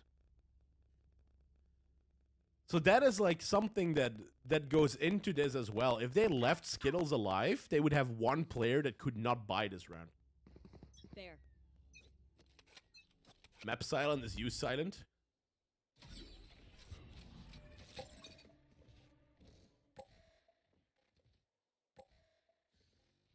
That is true. That is true. You should be silent on deep. Find you. He wants the stats. Yeah, of course. He wants to get the kills. He wants to get the best KD. He wants to get the ACS. Planning on towards B. The 45 seconds immediately go in, though. And the players return immediately to their base stations. Immediately towards the window sections.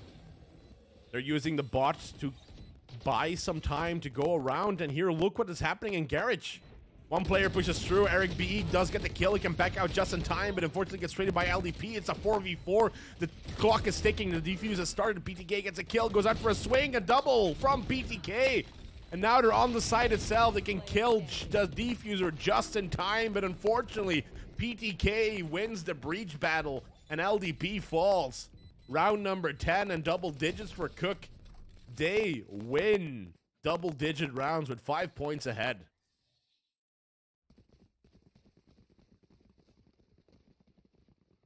It's true. I fully agree there, Magic. I fully agree. Because here in this last round, I don't even know what went wrong. I think the thing here, right? Oh, let's go plan on site. Let's use a boom bot to try and stop them from getting on site just for like 5 seconds. Let's go for a rotate towards Garage. And what happens? There's 2 or 3 players in Garage. Oh, what are you gonna do right now? Well, we have to push through. That's the tactic. You lose a lot of players and suddenly they can go for the defuse. While if they would have just had 5 players in the back, or just maybe 1 on side, or maybe 1 rotated towards A, because who the hell is going to go to A? That could have worked out differently. They're taking some risks they shouldn't. They're expecting it. Yep, I agree. And that is what is causing Dragon Slayers to kind of lose, is the... We're just not going to cast this round. We're just going to talk about this. The reason why they lose is because of those risks that they're taking. There's no reason to take the risks. And when they're winning rounds, when they should be winning rounds, they're also taking risks. So that translates to a round that they're probably going to lose. They're going to take a risk again. But why take the risk, you know? It's kind of in their subconsciousness that they should be taking risks. And I think it's maybe because they're playing ranked or they have like a ranked mindset. It sometimes goes wrong. These crazy plays will work, but in esports, they won't work as much. So here we have Valky. Valky knows that if he's losing this round, it's probably gonna be a save round for them the next round. He has 18 HP. A 1v3 is probably not gonna win. So what does he do? He goes for a save, best thing that he can do. Cook is on 10-5, but even though that they're on 10-5, it's not about, oh, go take the risk, go for the kill. They know here in esports, you should not be taking risks if there's no point in taking the risk. And that's the difference, I think, between Dragon Slayers and Let Them Cook. Now he hears him, does get a shot, and immediately goes back. He now has like 5 seconds he needs to stay alive. 5 seconds that he needs to stay here. Goes out for a swing, does get another kill. Here an exit frag happens. Maybe a second one. Unfortunate. Valky goes down. So 4 more rounds to go for Z to actually get towards Cook. To have these gigantic shish kebab cookers to be back on their level. As you can see, the team has to save. A Frenzy and Sheriffs come out. Imagine if now Valky still had that Vandal.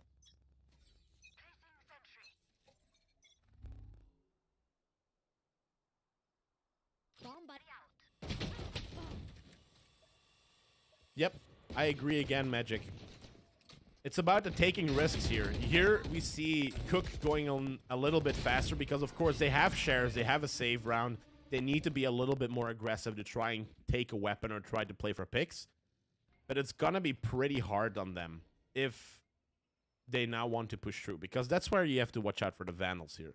The Vandals are staying in the back. They're just waiting for them to come in, try to get some free picks. They still have a minute left. They can still do whatever they need to do. However, some of their teammates died, and that's one. So there's one weapon. What I would do in their situation, if I was Z, I would throw away one of the weapons in spawn and take the weapon from my teammate that just died, meaning that you don't have to defend the weapon anymore. The second thing is here, go for C. Because you have weapons, you have C advantage, and that's exactly what they're going to be doing.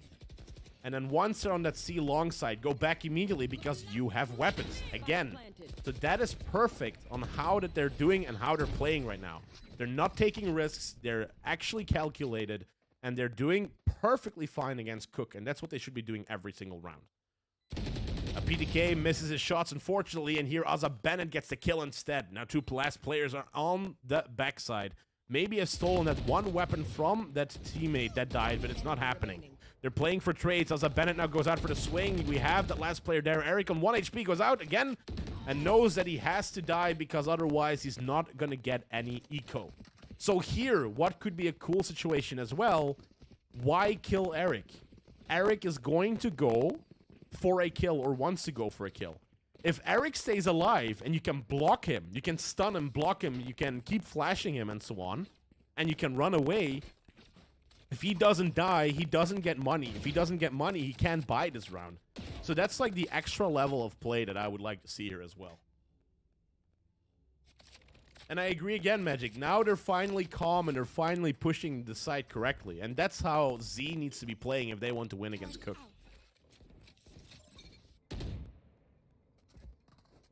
This time they're not doing a full push. They have 2 players here ready. If the siege works, they can throw a grenade. They're now checking with the prowlers if anyone's there, but they're not there yet. And that's the cool thing about Cook. Cook pairs up the people. Siege comes through, grenade comes through. If anyone's there, they're dead. No one's there. Okay, it was a risk. Pretty good. Let's go back towards that side. That's perfectly well played here from Cook. They could have gotten a free kill. They didn't. Okay, so now the abilities are used.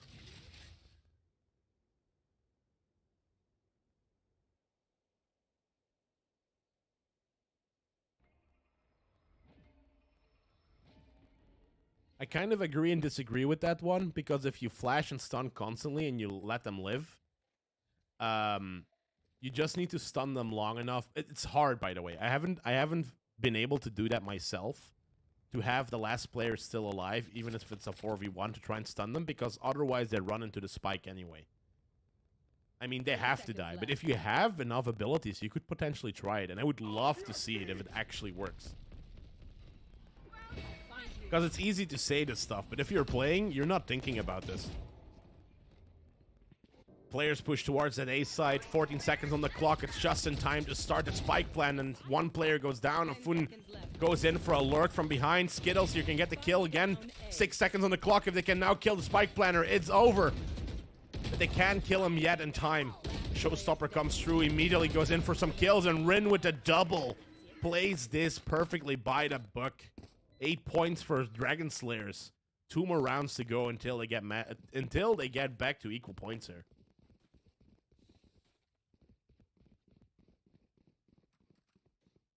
It is very hard, by the way, Magic. But from a perspective of economy, just take a look at it.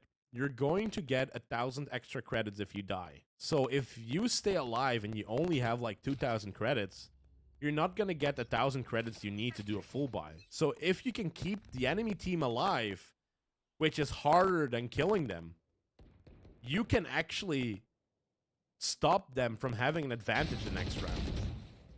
Spike down, C. It's very hard to do, but if you can, like, you just win another round maybe because of that. Team pushing towards C-side.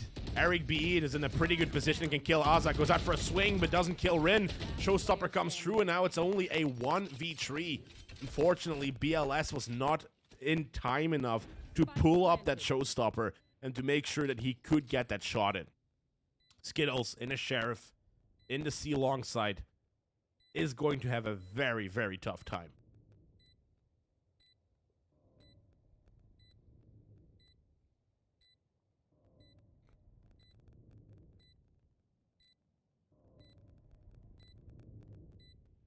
Skittles out with the swing, but this is going to be a very hard defuse. Maybe even better to just wait here and die. Wants to, of course, still get a kill in, but it's unfortunate because he does not have the weapons. Z on 9 points. 1 more point to go until they are matched again on the scoreboard. Any of you forget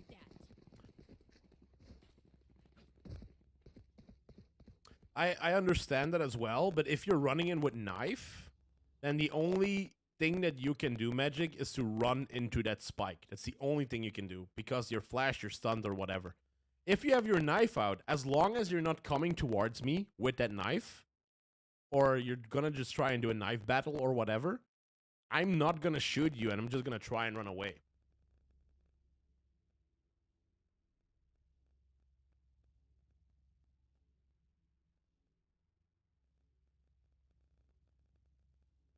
Ult does indeed win rounds. And it's because of the ults. Like, for example, now we see Afun and Eric both having their ult, but we also have the ult from Fade here coming in. So what Z could be trying to do is to use the ult of Fade to stop anyone from listening to anything. So if they ult Garage, they can kind of rush in towards B because they don't know if they're rushing in towards B.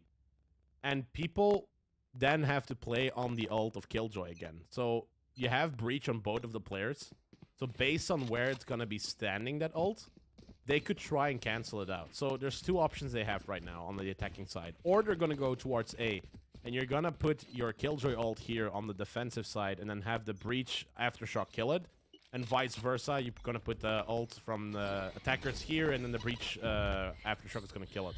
So whoever kills breach first is going to be able to use the ult. But unfortunately, Afun dies. So here, Cook has a pretty good position if they can use the Killjoy ult. It's super hard, by the way. I'm not saying that is easy to have the players try not to kill the enemy team. It's super, super hard. Face your fear! Here comes a Fade ult, but they don't hit anyone. They're trying to push towards B side and then go A, but why take that risk? Why take the risk of going towards A? There's no point. Here Skittles can win the 1v1s. They're not playing together, and Skittles wins in a double kill. Only Omen is left. And that's what I mean with Z taking risks that they should not be taking.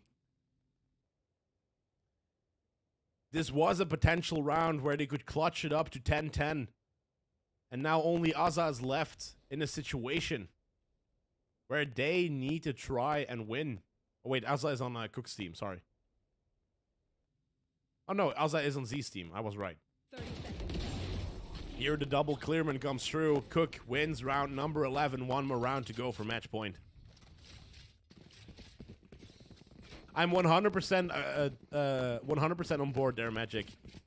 If I'm playing Valorant, and I'm only Diamond, by the way. I'm only Diamond. I'm trying to get to Ascendant, and from then on, my opinions are going to be a lot better, because then at least I understand the game enough, and my aim is good enough.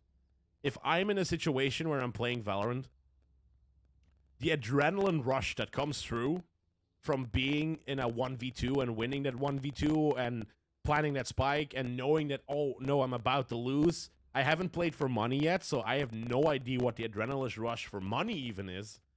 But you're not thinking about this thing straight. And the only one that could think about this should be the IGL at this point. And even then, it's going to be insanely hard to try and get that right. But I would love to see it. I would love to see it if anyone could actually put it off. World-class coaches are plat. Oh, well, then that's pretty good then.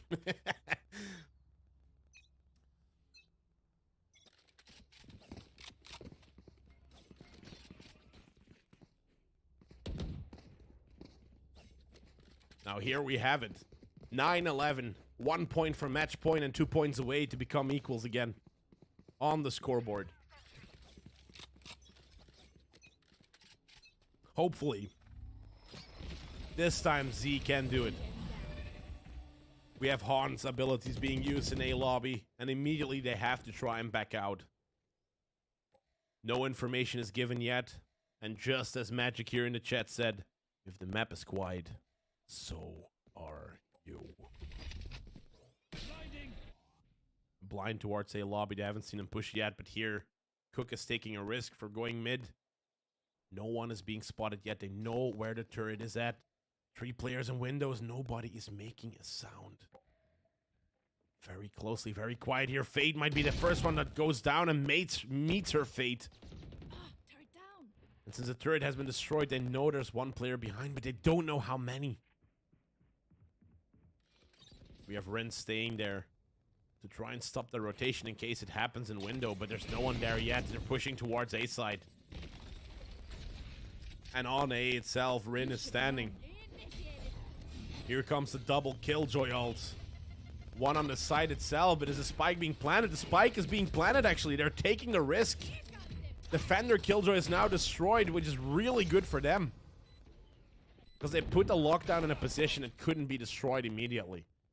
One defender was being played. One defender was hold down. And in the position they are right now, they're playing retake from their own spawn. They've listened to what I've said. Here he comes. Rin wins one of the battles. Now a 1v1 situation. Can Valky do it? LDP on very low HP. The 1 HP comes through. And that's how Cook wins. As I said a couple of rounds ago, if A side is going to get pushed, do not push through your own spawn. Push from the spawn from the attackers. And here you see why. You have nowhere to hide. And Z goes down. Match point for Cook. 1 more point to go for the win of this map.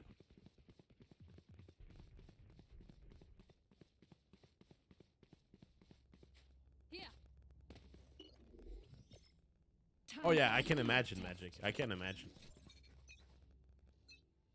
I will be streaming every single game today. And I think the schedule is this. Found that killed my bot.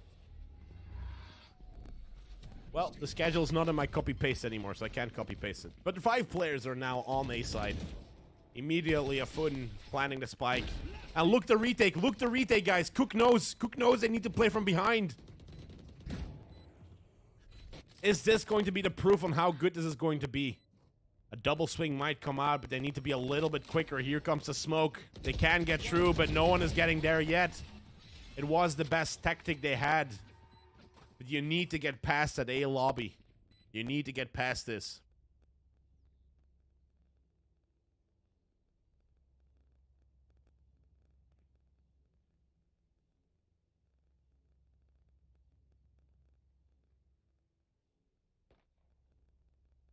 What a game it is. These players are in a position where they will have full buy guns on the Z side, and Skittles needs to go for a safe. Cook is sitting on 12 points. And one more point to win. BLS does spot a couple of players, needs to jump away. They're not taking any risks on Z side finally. My ult's ready. And they're just waiting to pick them off one by one. Where are you? In this situation, you are, of course, saving. So you need to try and pick off the Z team. But if they're doing the same thing, it's going to be very hard for you to try and win this.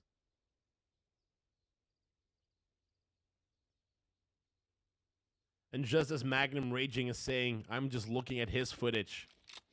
So this is then probably the last BO3 that we're going to be streaming. This is the first map, though. And Z and Cook both still have the chance to win. Here we have them. Immediately they're coming through. The C's actually got 4 players! But the grenade missed. So unfortunate. That could have been a quad. Now look, Valky in a position where he's pretty close. Gets 1 kill with the shorty, but needs to back away. Immediately gets traded out. Cook with 2 players left in a 2v4 situation. It's going to be very hard to do this retake, and Z in a pretty good spot. PTK does not get the kill yet against LDP, and Attila is found out in that middle section because we've got Attila rotating, and Eric falls. They have a full buy, and we know we've had an overtime on this map before. The last game was an overtime. Can Z make this an overtime again? Because actually, it was Notes that had to prove themselves, because Z was already on 12 points. This time around, Z has to prove them against. Let them cook. 3 ultimates on Cook's side. Full buys on both sides. This is going to be a very tough one. Taking the ult orbs to try and get an extra ult there. It's what, of course, Z wants. They've got the Fade ult and the Breach ult. Both an area-based ult. But it's going to have a lot of impact on the teams. They're leaving B open to play on retake. Because that's what Cook can do with all of the abilities they have. They have, of course, a showstopper coming in. BLS has found out maybe just a little bit of damage, but they haven't hurt him yet. They haven't hurt him. Here comes the Boombot, so now BLS is going to be found out. Unfortunately, couldn't get shot. Here's the showstopper. It does get 1 kill, 2 kills, but no turd. Ren with the trade against Raze makes it a 3v4. Spy going towards C. Spy going towards C. Astra here against Killjoy. Killjoy wins. It's a fun getting the Valky kill. And now in a 1v1 Killjoy against Killjoy, the rest of the players are rotating. If a Fun dies here, it's kind of game over. The timing here needs to be perfect. Waiting for his team. He goes out for the first swing. Turret finds him. A peek on contact moment is right here. Does unfortunately not get the kill. And here LDP finds Eric. A 1v3 Z with overtime. PTK with 1 kill before he can ult. 1 kill is all he needs.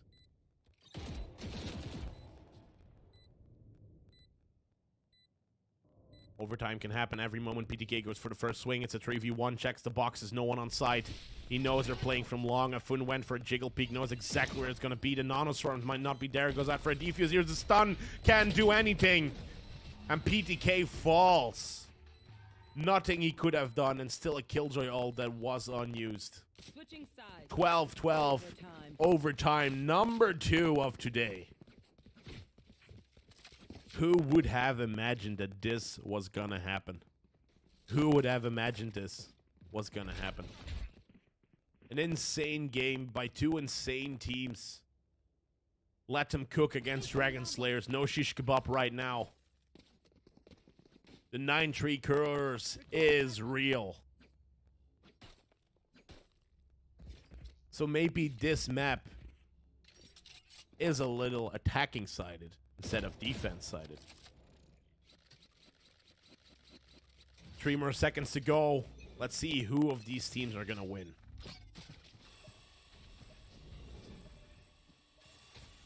Boombot is coming in with the hunt as well. They wanted to time it so that if there was one player that he had to shoot the Boombot for the hunt to work. The timing here was perfect of the team of Cook. Shadows traveling. Smoke is being played and Azza is making a risk here. It's like you guys said in Shed, if there's a smoke, Azza's gonna be in it. There. One shot just needs to happen to try and get this kill here. Another smoke being played. It's the timing from Azza that was perfect. And Valky sitting in the smoke with a shorty. Right there. 4 players still in mid trying to gain control over B side and garage control being contested. Another flash comes through and Afun backs down just a little bit. The team has 45 seconds on the clock. They need to make a decision. Which side is it going to be? Prowlers clear out the A side. The A lobby section here. The Haunt is being played. They know Attila is now here. Swings towards A after a flash comes through. Backs out just in time. And now 3 players on A main. 1 on A short. And Astra still holding down B window. Are now in a take situation. LDP on the side goes down. Immediate trade from Attila through the smoke. Haunt is being played. I mean, C's is being played. If they have a grenade right now, he's dead. But can get away just in time, being blinded by the Prowlers. Need to be backing out quite quickly. It's 3 players left. Jumps down to hell. PTK in a good position. The ult comes through. They're all stunned. Eric with 1 kill goes out for the swing. Gets the second one. And only 1 player left. Omen from behind. Valky is in a very bad position. Azza gets the kill. And now in a 1v1, Eric wins this round. Round 13 for Let Him Cook. 1 more round where Cook needs to defend. Switching sides. Match point. Here.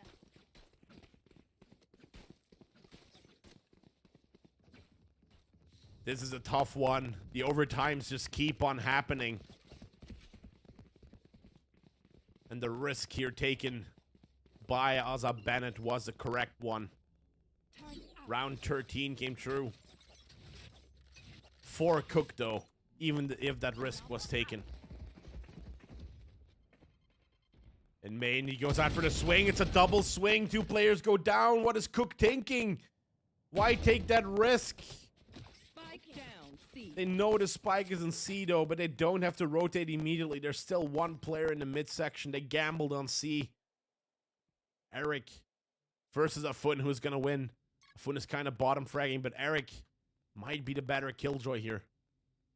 Afun in a good position. They're not making any noise at all. Here comes a swing. It's a double! A double for Afun almost. Player standing. What a turnaround of events. They don't know where they're going now, and it's going to be 13-13. It's going to be another round. So unfortunate. Afun almost with the double. And it might be that I said that he's bottom fragging, but you need to see what Afun is doing. Yes, he might only get like a couple kills, but have you seen how important that kill was he just had? That kill was so important that no one could lurk through mid, that they had to back down immediately. He might be bottom fragging, but he is getting the key kills that is getting Z to the top. And it's happened over and over again if you rewatch this match. BLS now has to clear too much angles. He needs to push anyway. He might have a showstopper if he gets 1 kill, but it's going to be too big of a risk.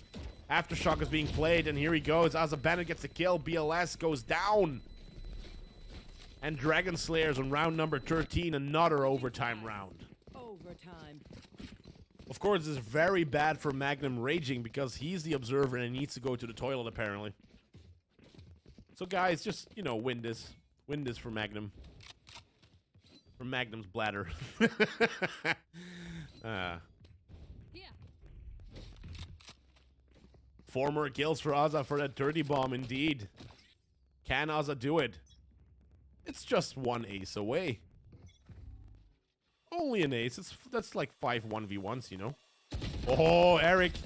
Eric needs to back down quite immediately. He has spotted a couple of players coming in. Eric gets 1 kill immediately for the double kill. Has not been traded yet. Rin with a perfect aim. Can get a double as well and kill the Haunt. It's now a 2v2. Valky goes for a mid play here. Rin goes down. Rin with the trouble has the ult. Misses his shot just. And here LDP gets the round instead. Cook is losing for the very first time in so many rounds. Match point.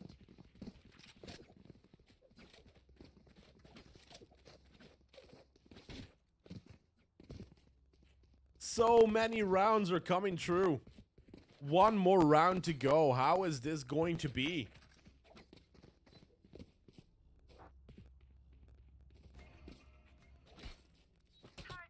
Z in the last second can kill the last player. And it's now 14-13. Dragon Slayers are holding on to an edge to win this, but Cook need to put butter in the pan and start finally baking, because if it's too late and the pan is too cold, there's nothing gonna be cooked anymore. Only a loss.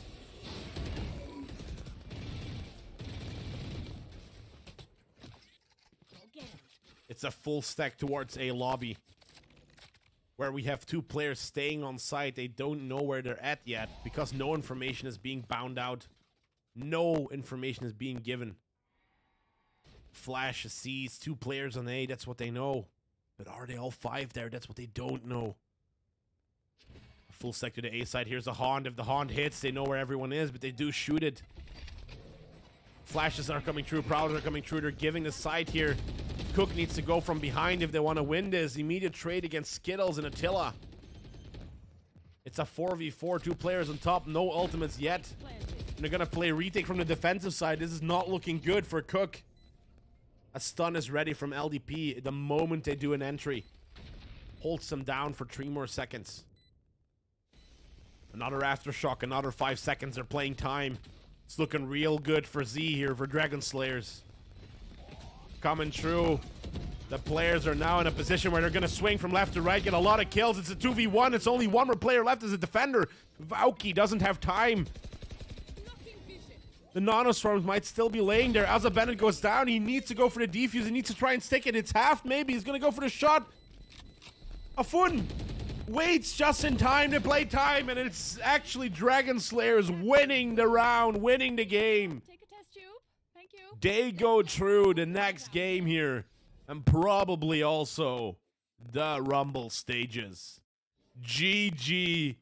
How here we've got the players coming back. What a game.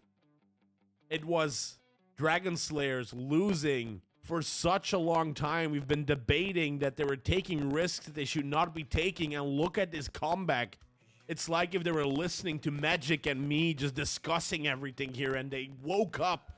Dragon Slayers woke up the dragon that was sleeping on the gold cache. And that's what caused this game to be won by the team of Dragon Slayers. A beautiful game to go, and 1 more map to go, where they have won this very first map on Haven. I'll be right back, where I'm going to get something to drink and get something to eat. Just let me know in the chat. Who do you think is going to win? Is it going to be Dragon Slayers, or are we going to see an overtime map, a 3rd one? See you guys in just a second. Whoop, that's the wrong one. I'm sorry.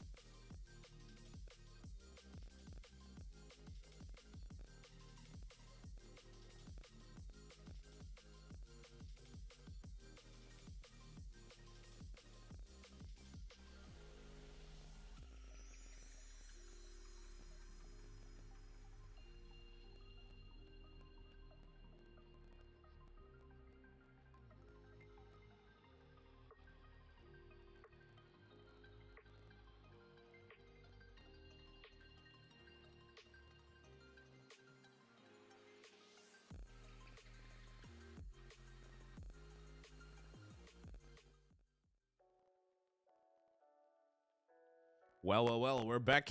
We're just waiting for the rest of the team now to come in and have a little bit of a break. I think the bladder of Magnum needed that as well. But what a game on Haven. I do feel that Haven is going to be one of the better ones. And it's going to be one of the better games that are out there, I would say. Definitely how these guys are playing, it's just insane. It is really, really, really insane. It's such a, I would say, good game that we're looking at here. I just hope that the Benelux will would ever get big enough. And maybe we can get like an insane clip that could like go viral. But I hope this is helping. Like the whole English casting, I hope someone can use it. I need to figure out the whole YouTube issue or like the restreaming issue. Because I have a very interesting setup, by the way. And I don't know if can I show it to you? I can't show it to you because this is not an official broadcast stream. This is like a community stream. So let's give you guys a look on what I'm doing actually. So basically what you're looking at right now is my gaming computer. And I have my streaming computer right here next to me. That's the one that you're looking at here. So that's the streaming computer. Gaming computer is what you're looking at right now, but I have an extra one, and it doesn't matter that you know the IP address because it's just internally 1.33. Well, that might be okay. Let's do that off stream. So that you don't see that.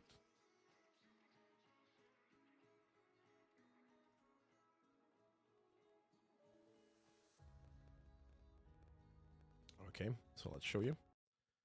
I actually have a third computer, as you can see. And the third computer is actually doing a complete restream of everything. So basically what is happening on this one is that this is streaming towards YouTube. So whatever I'm streaming here, it's not streaming. It's like whatever it's streaming on the streaming computer, I reroute that to a third server. And that server is routing into YouTube, Twitch, Facebook, and so on. So I think that something there is going wrong with the audio by sending it through. And that's kind of what I need to figure out on why that's going wrong. Because now I'm just doing it directly. And hopefully that's going to go better. OBS prioritizes Twitch or YouTube streams, so the other one is having issues or a weird split of resources. No, I think actually what is happening is that I have an audio interface, and that audio interface is going towards the streaming computer. So the streaming computer gets the direct audio that you're hearing right now as well.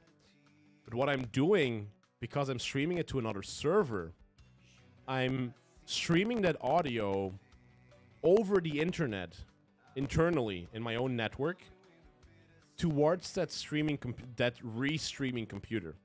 And between that, the audio suddenly gets pretty weird. It changes somehow because you guys are hearing something else that I'm hearing, which in my tests I don't really hear, but okay. So I think it's a networking issue where the audio just doesn't come through and there's like some interference on the network itself. And that's why the issue is there.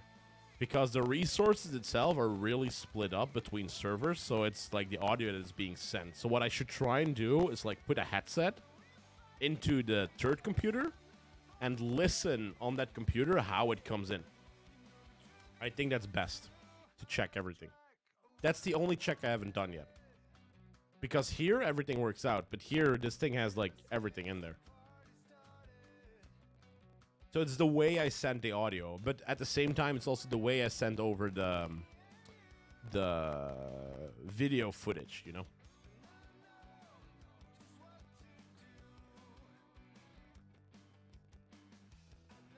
Well, apparently it's going to take a while before this next round is going to start. So if there's anything that anyone wants to talk about, like, go ahead and chat. Like, if you need some tips or you want to know how you do retake on A side or whatever, you want some tips on production, like, all of those things I can talk about. Or even my family, you know? It's going to get very interesting the moment that I'm going to be a dad in, like, 1.5 months, you know? Like, it's insane. Like 6 months ago, I didn't even realize that, and now it's getting closer. It's like, oh yeah, well, this needs to be good, and this needs to be good, and insurance, and Like, here's the baby room, and like, it's insane. And I mean, I could try and do it on the same machine, but there's a reason why I want to have a third computer. Because I also want to have a recording computer specifically for recording. It's just sending over the audio is just a very big problem. I have no idea how to do it. Yet.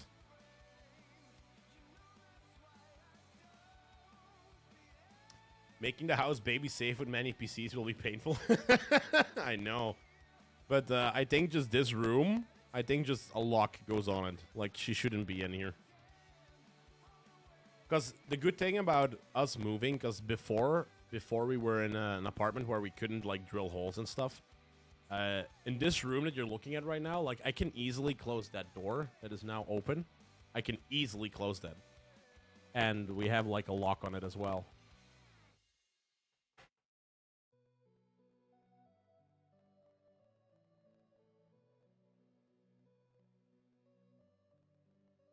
Let's do that off stream.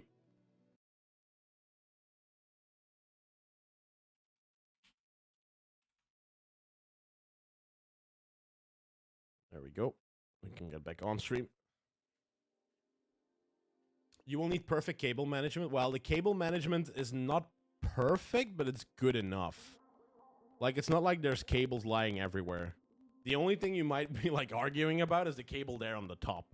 Like, that still needs to be done, yes, 100%. But all the rest, bro, it's a lot of work. It's a lot of work and work in progress. You can say that.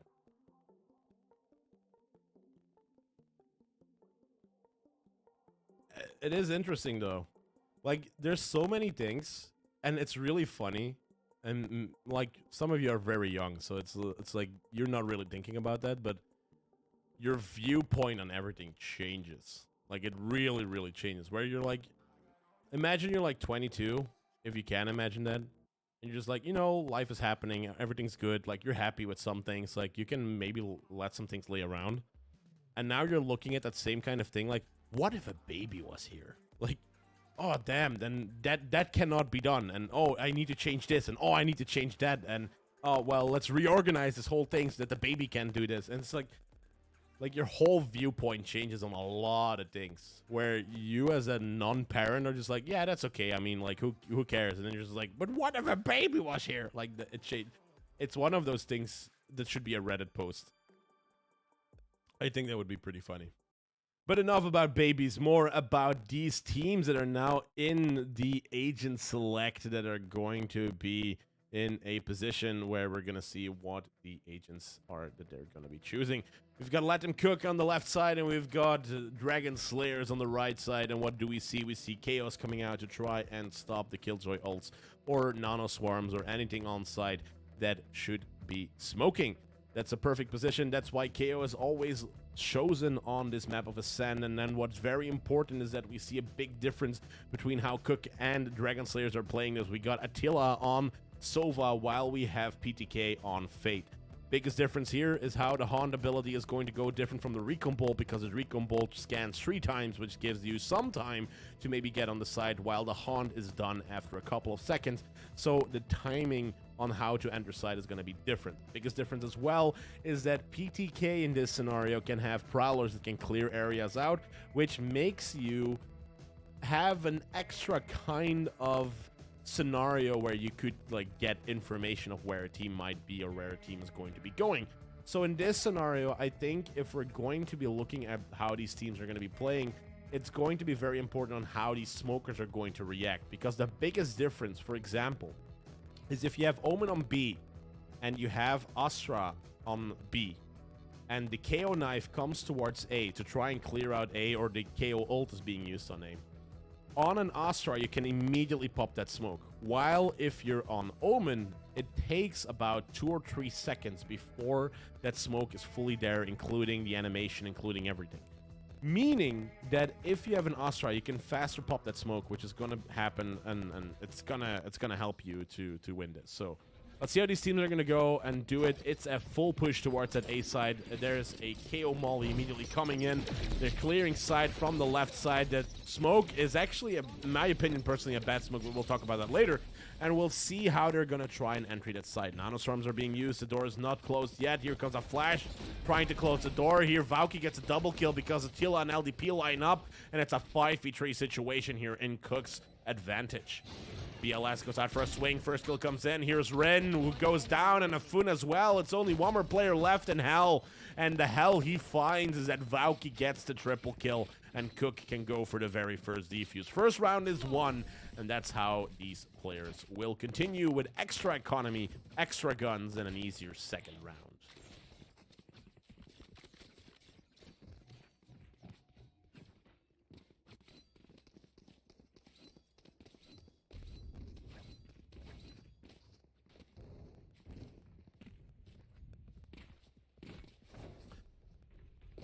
10 more seconds before the second round is about to begin. It's a pretty good push from this team. And how they're going to try and get on site with no guns is going to be the biggest question here. We immediately have the smoke popping in here from Valky, who's inside of the smoke. Does not get the kill against Jet, is shooting randomly through the smoke, but only has a couple of bullets. Rin finds the kill, and Skittles with the trade makes it so that now there's 3 players left on Cook's side and 4 on Dragon Slayer's side. They have got side control. They've got a couple of weapons prowlers being used to find out information on where these players might be, but they haven't spotted them yet. Only prowlers are being destroyed. Door is destroyed. KO needs to back down. PTK finds the kill, makes it a 3v2 thanks to BLS. 1 in Hell, 1 in Tree. Here comes the kill. 1 more to go, and Afun falls. It is Cook that can play the retake. Cook that can win this round. And Cook that has a bonus against the enemy team of Dragon Slayers. Bonus round coming true. They need to try and win against guns, against phantoms, against vandals. And the players are in a situation where they've pushed A twice. If I was Dragon Slayers, I would play it a little bit more passively, try to pick him off one by one, make it a 5v3, and then push one of the sides. They have 1 minute and 40 seconds on the clock. Still there.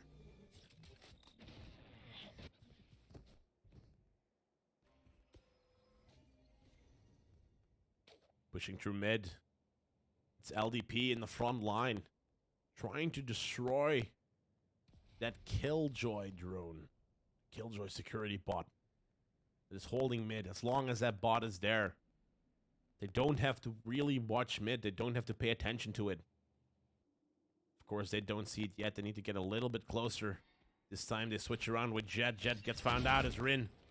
Now know there might be a potential mid push, and you see immediately the defenders. There's someone in mid. Haven't pushed through yet. Here comes the smoke. Here comes the flashes. It's a perfect timing here from Vowie. Skittle backs down just a little bit. They can't smoke anymore because of the knife of KO. But they haven't pushed through tree yet.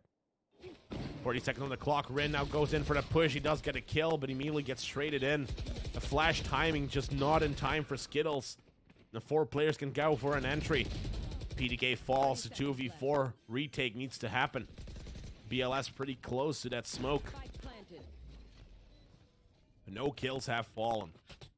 LDP is staying down into that cubby of A.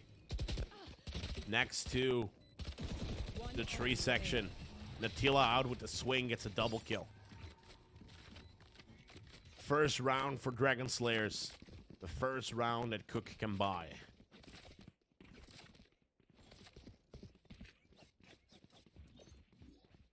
We're gonna take a look at how they're doing. I think Dragon Slayers did perfectly well what they had to do.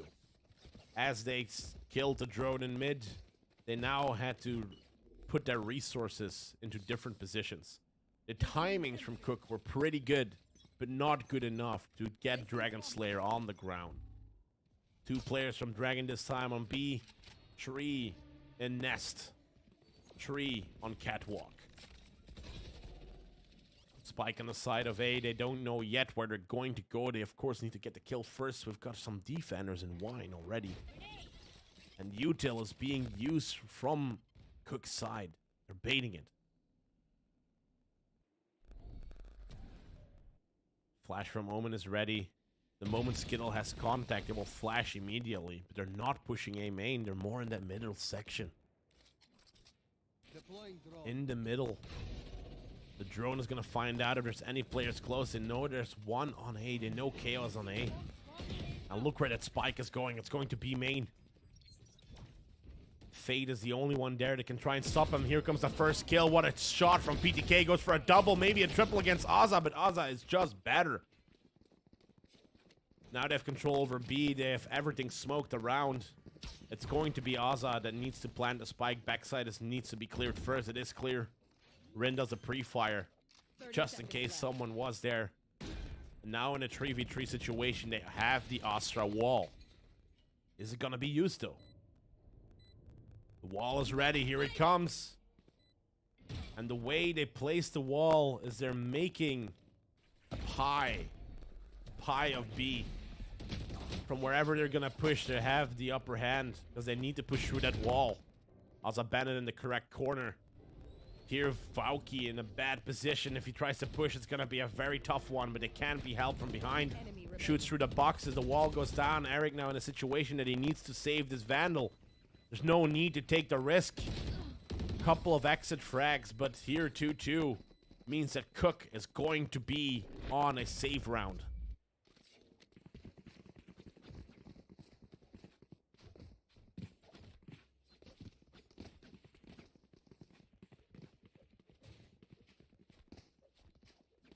It is quite unfortunate for the team of Cook that they've lost these 2 rounds. And that there's so many players on the team of Dragon Slayer still having weapons. Look at the cash of Azza Bennett. Look at the kills he's getting. The team's in a position where defense is going to be tough. No weapons. Players that are playing very clean.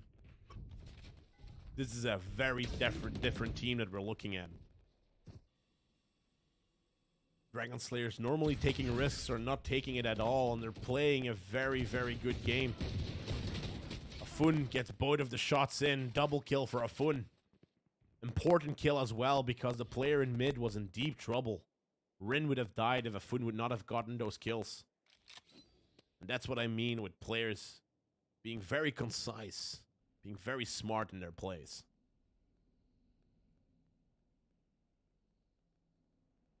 Going towards A main, there's 4 players stacking there.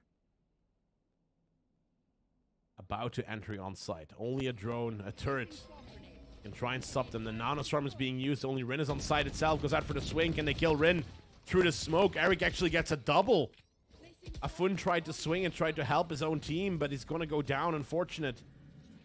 They're about to be destroyed. They're shooting as fast as they can. Eric can't do anything anymore. Spike is planted, and now it's a 2v3 with no weapons yet. Got Shares and Classics. Eric's on low HP. Eric could be the decoy. Could just push first to try and find out where they are.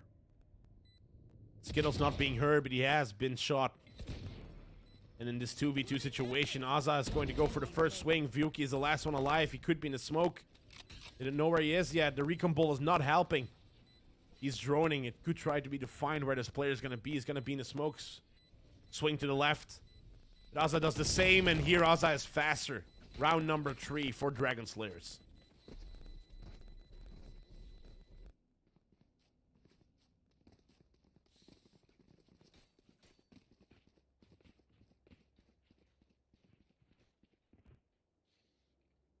Now Cook was saving last round and they can finally buy again. This could be the turnaround that they need. There's only 1 point ahead on the side of Dragon Slayers. And for Cook, it's very important to win this game. If they don't win, it's going to be over for this qualifier and they need to try again next weekend. Getting very close. Dragon Slayers is playing a lot better than on Haven. You can see that they're more concise. You can see that they're smarter in their plays. You can see that they know how to take mid control. PTK can just back down just in time before he dies. Was a close call. It's important that he stays alive because you still need those smokes. You need to stop them from entering.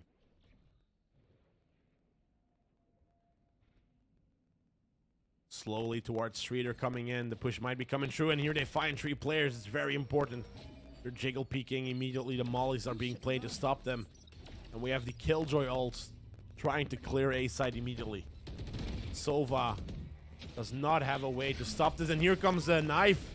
So unfortunate because Eric wanted to place his ult as well, but the Nano Swarm stopped him.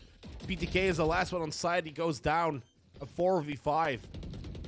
And a Fun in a position that he plants the spike. 45 seconds go in. Drone goes up. BLS is now found out. Defender Killjoy ult is being used. They need to try and destroy the ult here. He knows Killjoy how important this is.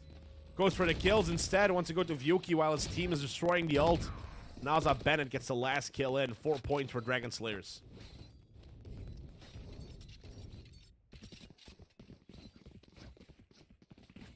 The way that Cook is playing this map...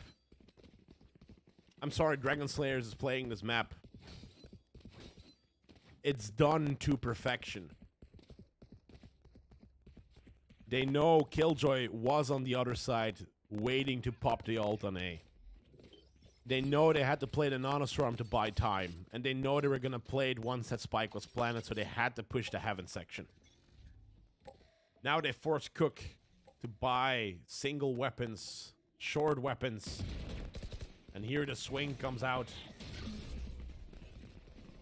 BTK in a very tough position, goes in for a risk, gets 1 kill against Rin. They're being stopped just a little bit by the Nanoswarm. It's only a little bit though, because Valky is in a position where he needs to destroy the door first before he can shoot again against the enemy team that is now on B side. The spike is planted in such a way that it's wall bangable from the boathouse.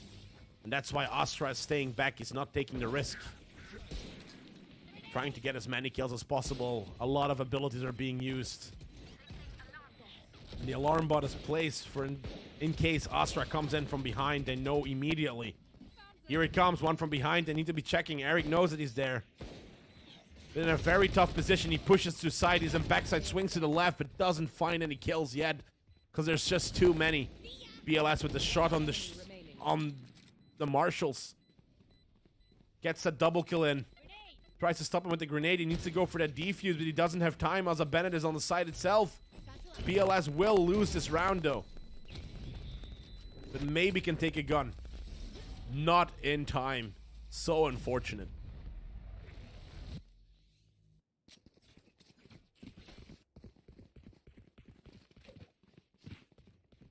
Three more rounds. 3 extra rounds they have on the scoreboard. They have the advantage in points. They have the advantage in weapons. And as you can see, Rin buys that operator to help them this round. If they lose, it's going to be an eco again. So it's very important for Cook to win this. Because otherwise, we're going to be looking at a 9-3 curse possibly. Scanning ahead. Recon Bolt being used in mid. What we're seeing is that no one is there. It's a perfect lineup from Sova. Very big commendations to Sova, by the way. I've been trying to learn some lineups myself, but it's really hard. You just have to remember all of them. You have to be a smart guy. A Larry lineup. Lineup Larry.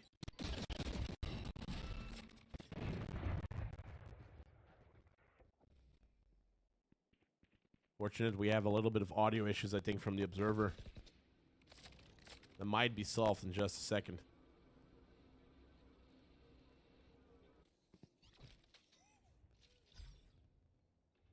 PTK in a position where he did hear someone, something. Nobody's pushing through from the attacking side. They're going to go for some mid control. They want to stop the rotations to one of the 2 sides, of course. That's why you want that mid control. If you push B or A, whoever is rotating, you can get some easy kills on them. Checking most angles. They don't hear him, but they do hear one of the players. BLS here in a position where he finds 4 of them. And the immediate rotations now from the defenders are happening.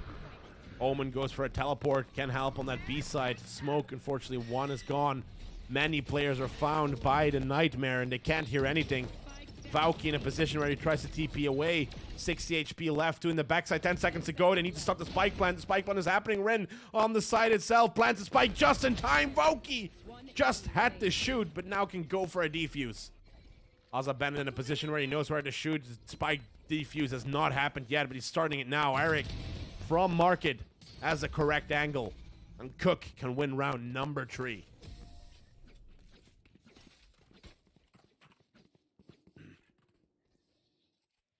It was a tough position to be in, and it's Valky who teleported to the other side that really, really helped. Spotting 4 players. Maybe BLS died. Maybe he only got 1 kill, but the information he got there, the information that 4 players were mid, indicating a push towards B, was the way to go. Turret out.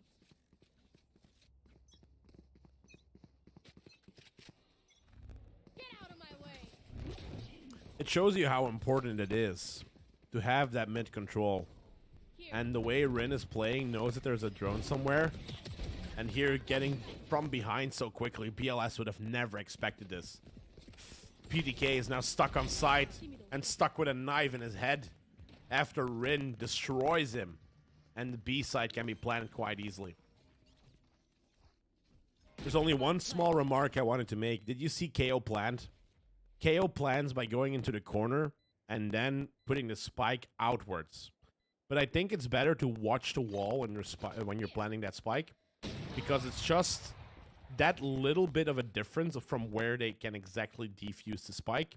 Meaning that if you would get into that scenario, you want to try and shoot through the walls of the boathouse, it's easier to find from where exactly this player is defusing. It's just in those little things, because if you look outside, it makes the circle of the defuse a little bit bigger, meaning that they have more options from where to stand.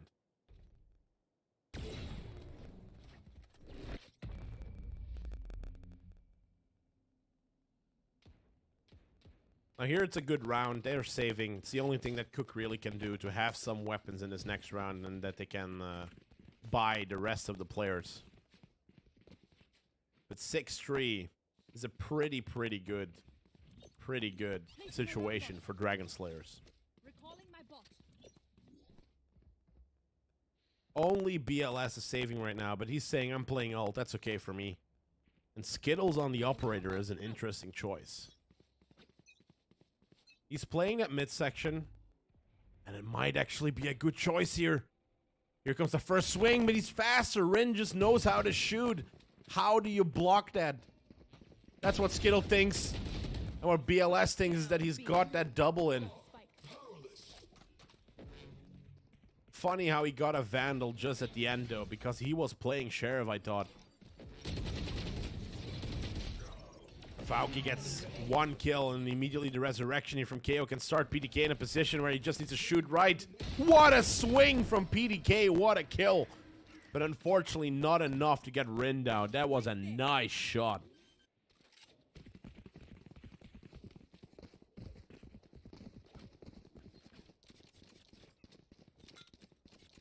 It's 7-3, as I predicted. The 9-3 curse can still happen. It's the team of Cook only on shares right now, so 8-4 is looking pretty close. And then 9-3 could be there. Or 8-3 could be there. They have an ult. The knife? I don't know if the knife missed. No, I think it was a good knife. They were just trying to find out if they're on A main. KO gets a little bit closer. But we do see that Dragon Slayers take a lot of mid control. They want to keep the mid control. They do some pre-fire. Skittles hasn't spotted anyone yet. But because it was a short throw, Ozza Bennett know that KO was there. Backs out just in time. LDP gets a kill against Eric. PTK and Skittles fall. It's only 2 more defenders left. Valky on A side. They found out he's on A. Goes for the swing. Valky falls. Only 1 more to go. It's only BLS. BLS with 1 headshot maybe can take a weapon. But it's going to be in very, very hard retake. They know exactly where he is. He broke the window on Heaven. Ozza Bennett in a pretty good position.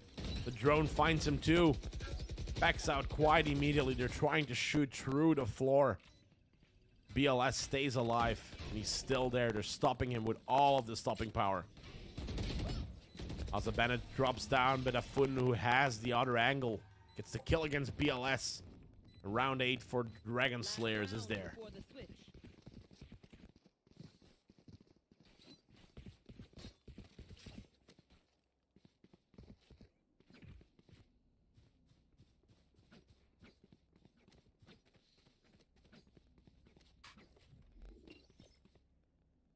It's a 5v5 with 5 bot guns. Is it going to be 8-4 or the 9-3 curse? They have the lockdown on the side of Dragon Slayers. The way that they're attacking, the way that they're responding to this. They're always going for that mid control, and Skittles has been trying to defend that. He has been trying. But every time he tries to defend the middle, he just gets insta-peeked and insta-shot from the exact angle where he's at. You should run. This time it seems to be a B push. And the knife was not in time there. Actually, it was the attacking side. We've got a Haunt coming in. Maybe they're going to try and destroy that lockdown, but it's not enough. Here comes the ult. Just in time. Cannot get a kill. Get out of my way. He missed his shot, BLS. He was the one that had to do it. Rin close and Market can kill one player off. Cook is in a very tough position here. Goes out for a flash. Can look away. What a respect to do this. Only one more defender to go. It's Eric and B main. Goes out for a left swing. Gets a kill against Attila. Knows that there's multiple players there, but because Anaza was so close, he wasn't focused on Rin, and he gets the kill against Skittles. It's 9-3. I predicted this, by the way, a couple of rounds ago because they lost that one round.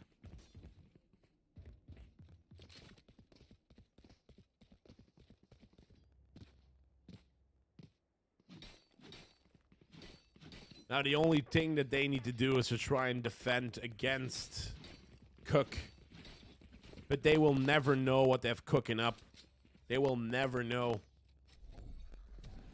Here. We see the Omen insta-flash. There. Probably the Haunt that's going to be played, and it could be an insta-push towards B, but they need to hit Killjoy with the knife. Stay focused. If they don't hit Killjoy with the knife, it's gonna be a big problem trying to push that side. Where are you? Here comes the entry. The Haunt is being played quite immediately. Trying to push through. They've got the Nanostorms probably being used quite immediate as well. So they can't push. They're holding them down.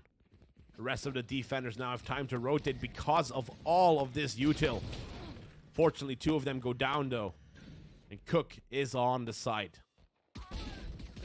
Attila gets the kill. Multiple players are falling. There's only one left. It's only Attila going in. Attila trying to get this win by himself. A 1v4, can he do it? Recon Ball being used. It's on the tree. You can shoot on the tree. That's interesting. Switches his gun quite immediately. Knows that maybe one of the players has low HP. He's pretty close. He has his knife out. 22 HP. Attila is trying to back down. Trying to back out and just keep on shooting. Trying to go for the kill here. Skittles finds it. And round 4 finally in for Cook.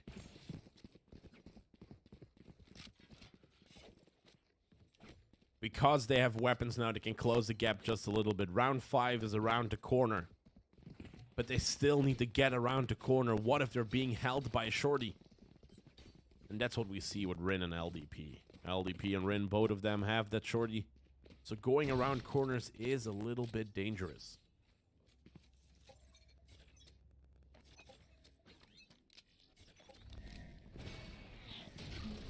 Knives are coming through. Haunts are being used. They haven't spotted anyone yet, and there's no Killjoy util on B here.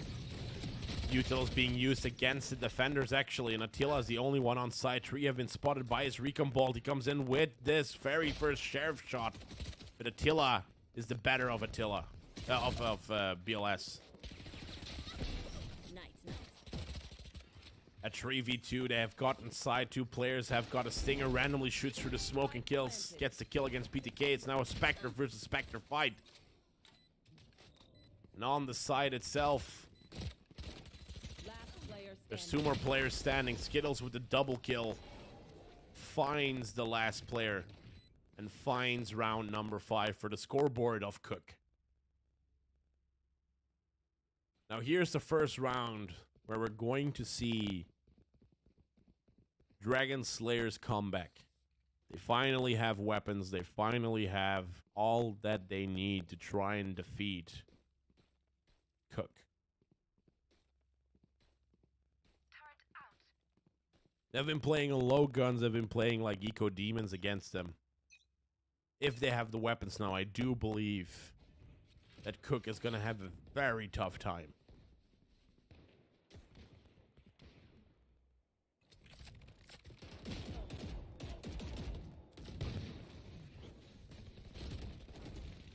A lot of shots are being shot through the middle. Only LDP falls. 4 players left on Dragon Slayers.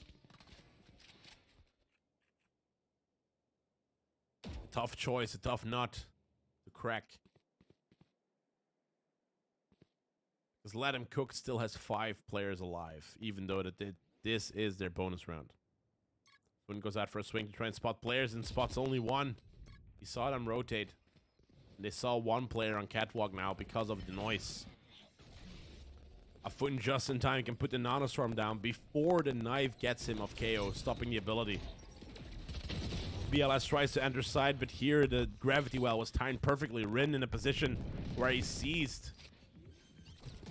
They're getting just a little bit closer. Smoke is being played. PTK gets a kill. Valky shoots through the smoke. And Cook goes for round number 6. It seems like this map is kind of attacking-sided, is what I'm kind of getting at when we're playing in the Benelux. It's very weird because Ranked says actually this map is defense-sided.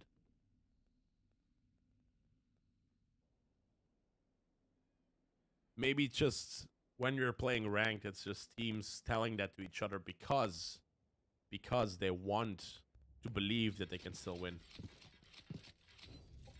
Eric with the Odin is trying to stop an aggressive push here on A side.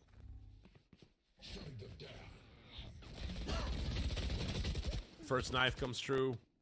Skittles finds the first kill. Safun goes out for a swing, does some damage against Cook. Takes the risk here again.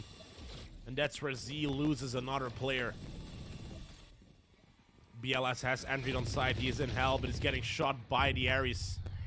Because of the recon bolt, they can still find where they are. A couple of kills. Rin even with the shorty gets a kill. And they're now in a very tough position on Cook's side. Z was actually saving.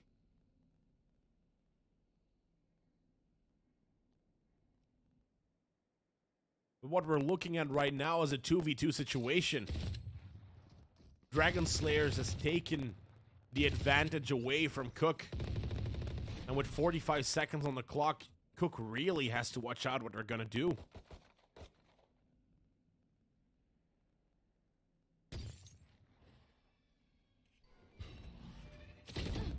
Knife kills are coming through. He's going to go for a kill here. PTK on a low HP. The knife misses, unfortunately. Can maybe spot one of the players to try and shoot through. The recon ball doesn't find anyone, unfortunately. And Dragon Slayers are put to bed. We can see the ZZZ coming up from their minds as they've been put to sleep by Cook. They haven't won any rounds yet. And 4 rounds have been won in a row by the team of Cook.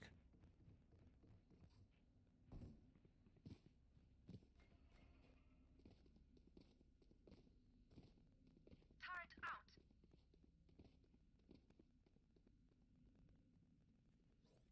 An operator from Rin. Is this enough to stop Cook from entering site? Immediate KO ult is used. They found 5 players, so they know it's going to be a B push. Here we have that operator that is actually stopping them. And 1 more player is left on Cook's side. It was a perfect execution, and Attila now with the Odin is just spamming through the wall, trying to get the kill against BLS. Backing out, Afun finds it. And we finally have double digits for the players of Dragon Slayers.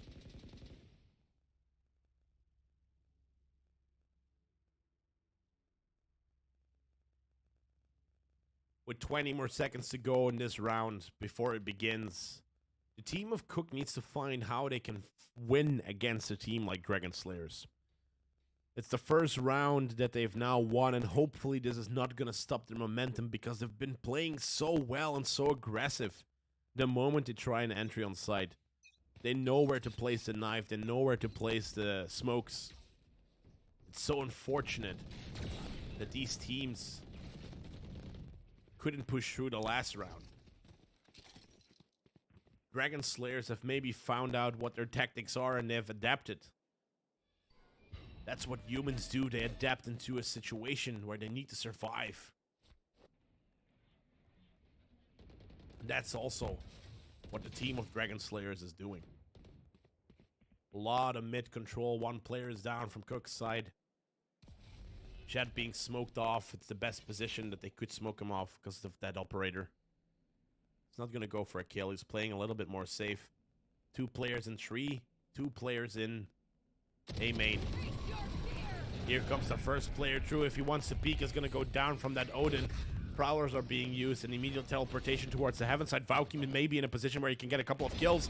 Finds the kill against Rin because he has pushed through already. Odin pointed back to window, but not enough to get Voki down. Voki can bring back the situation from a 2v5 to a 2v3. Valky goes out with the swing, a triple kill. He can maybe go for the ace. Not anymore because PTK gets the kill against LDP. Voki falls and it's now a 1v1. Asa Bennett in the position where he wins the round. Dragon Slayers is going to go for a round number 11. 1 more point away from match point. He just needs to defuse.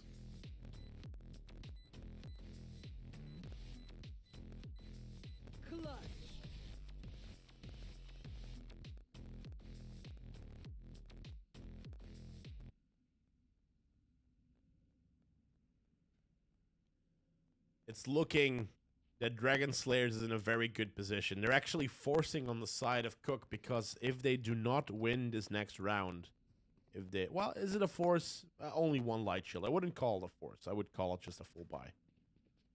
But they need to win this round because otherwise they're playing for overtime. They're going to be playing for overtime otherwise. They have to win. But what can they do against a team that's defending so strongly? Just look at Rin.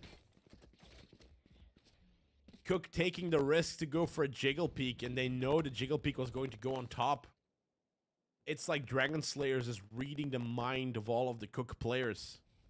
It's like they can see in the future. All sneaking still on side. This is looking pretty good for the team. No one is pushing through yet. BLS finds the kill against Rin, so no more operator, but there's only 3 players left. They're rotating back, trying to destroy the door. Maybe there's only 1. PTK doesn't know there's 3 players there. Recon Bolt about to be shot. Here goes out for the swing, but it's of course because of Fuden was helping that he stayed alive. His body was protecting his back.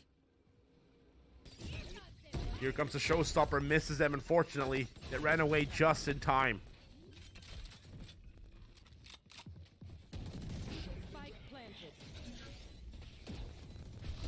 Spike is now planted. 45 seconds go in. Defender Killjoy ultimate is being used, and Valky in a perfect position behind him. It's going to be a very tough nut to crack, though, because it's a 2v4. BLS stuck in wine. They know he's stuck in wine. He's going to try and shoot where the spike is planted and throws a grenade to stop the defuse. But he can't. He can only stop a little bit of time, but the defuse will not be stopped. Dragon Slayers, 12-7. Match point for them.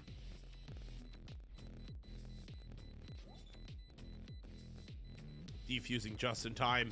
They now have 12 points in, and that rumble stage is getting closer and closer.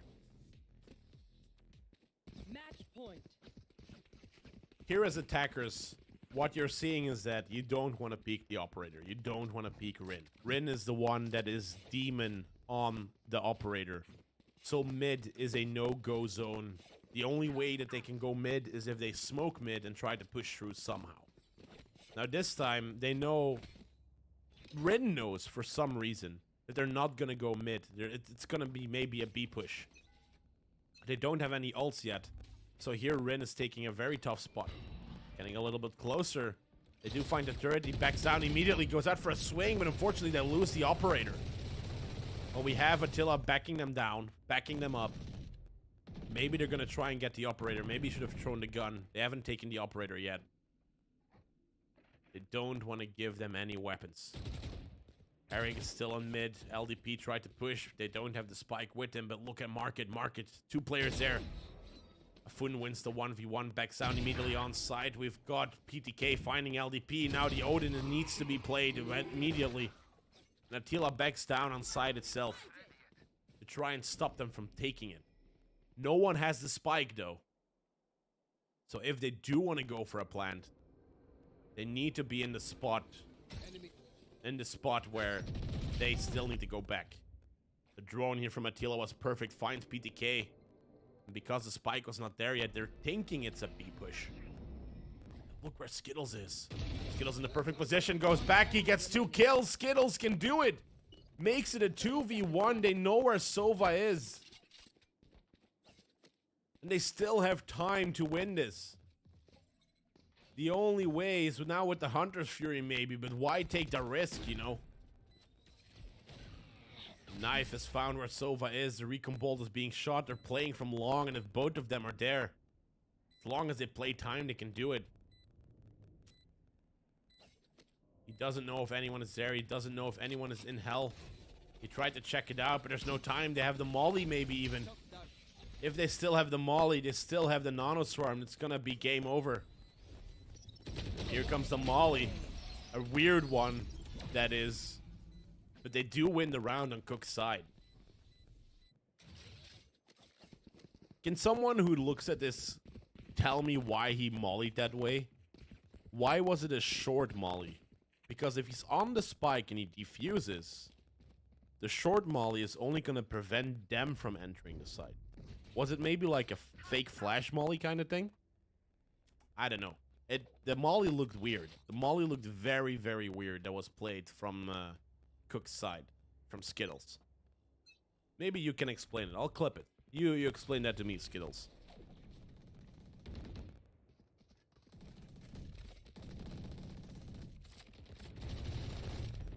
Odin is being used to stop them from entering on B side. Spike is on A. And on that A side, no players have been spotted yet.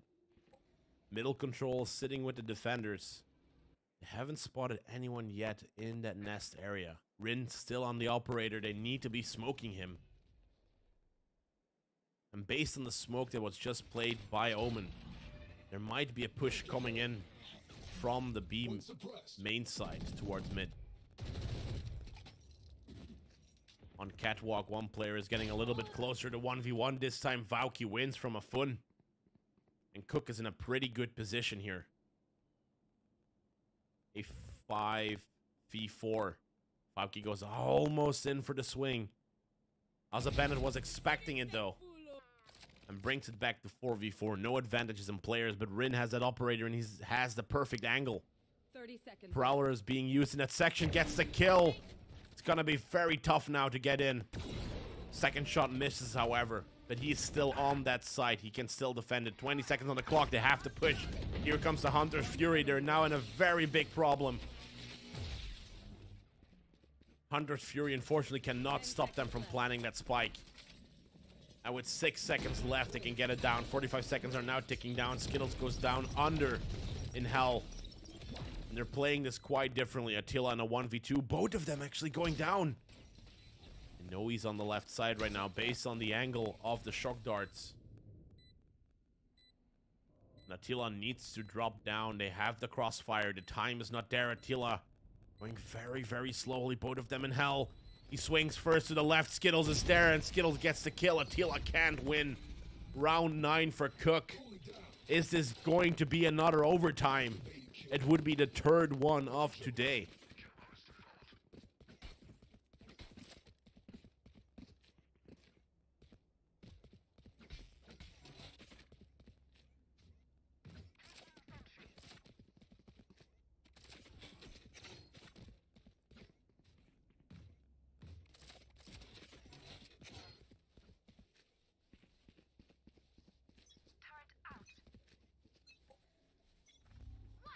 Here in a scenario where we have the knife played on A, they know that Astra is there, so no more smokes for them. Oh, actually, Astra was not hit. Asa Bandit was not hit. I repeat that. Pushing side right now. The smoke is immediately played. They're trying to stop their entry, but they get the kill against the Fun quite immediately. On the site itself, they are being met by shorties. They're not dying yet. Spike is planted, 45 seconds go in. KO is down on the floor. It's a 4v4, and that Killjoy ult can still be used from Cook's side. Atila's got the kill against Skittles. Trying to push on the side itself. It's going to be very hard to stop them. ZZ only needs to get one more round. It's a 1v3. 1v2, actually. Trying to shoot. The ping is not working out. He's just sticking it. He's just sticking it, and it's over. It is game over for Cook. Dragon Slayers wins this game, meaning that they can continue. They can continue. Which also means that it's a very big GG for both of them. What a play, what a game.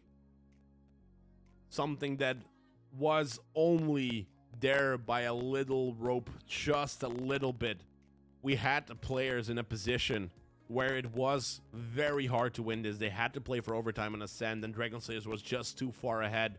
Dragon Slayers has changed their pace. If we're going to look at Haven and we're going to look at what they did on Ascend, it's two different teams. The only thing I can say against Dragon Slayers is congratulations. Because the way that you were playing on Ascend is a whole different team than I was seeing on Haven. Look back at the VOD, look back at the stream. You're going to see the things that I discussed with Magic were the things that you were doing on Ascend and you were not doing on Haven. So if you can get that consistent, you have a very high chance in winning. Now, I don't know if there's another game, so I'm going to send a message to Magnum here and see if there is one.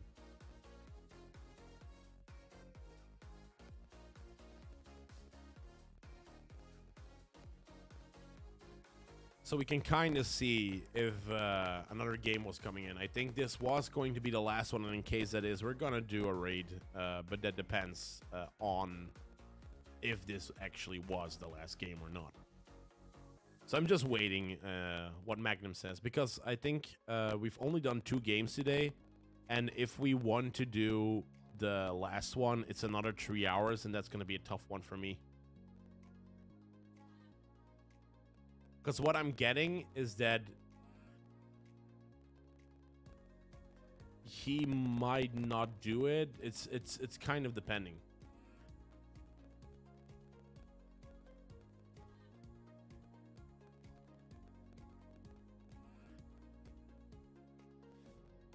So if we would do the stream, it's like 45 minutes wait minimum.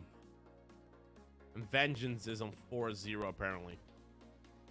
So we're not going to do the last one today, because for me that's going to take too long. Like, it's going to be like 8 o'clock in the evening, and I still have some other appointments to make. So the only thing I can do is try and raid you to someone else. Fortunately, we're not going to be streaming the Vengeance game. It's taking a little bit too long, I think, for today. And normally Vengeance is going to win this next map because it's already 1-0 for them. That's the information that I'm getting here. So if you want to have the Vengeance game streamed, I think I'm going to just do the first 2 games and then never going to do the final game. For me, that would be perfect, because I can like spend half a day on casting and my other half a day on whatever I still need to do. So for this, it's going to be the end of the stream. Thank you very much for being here. Let's see who we're going to raid, and hopefully I will see you next time. Hopefully.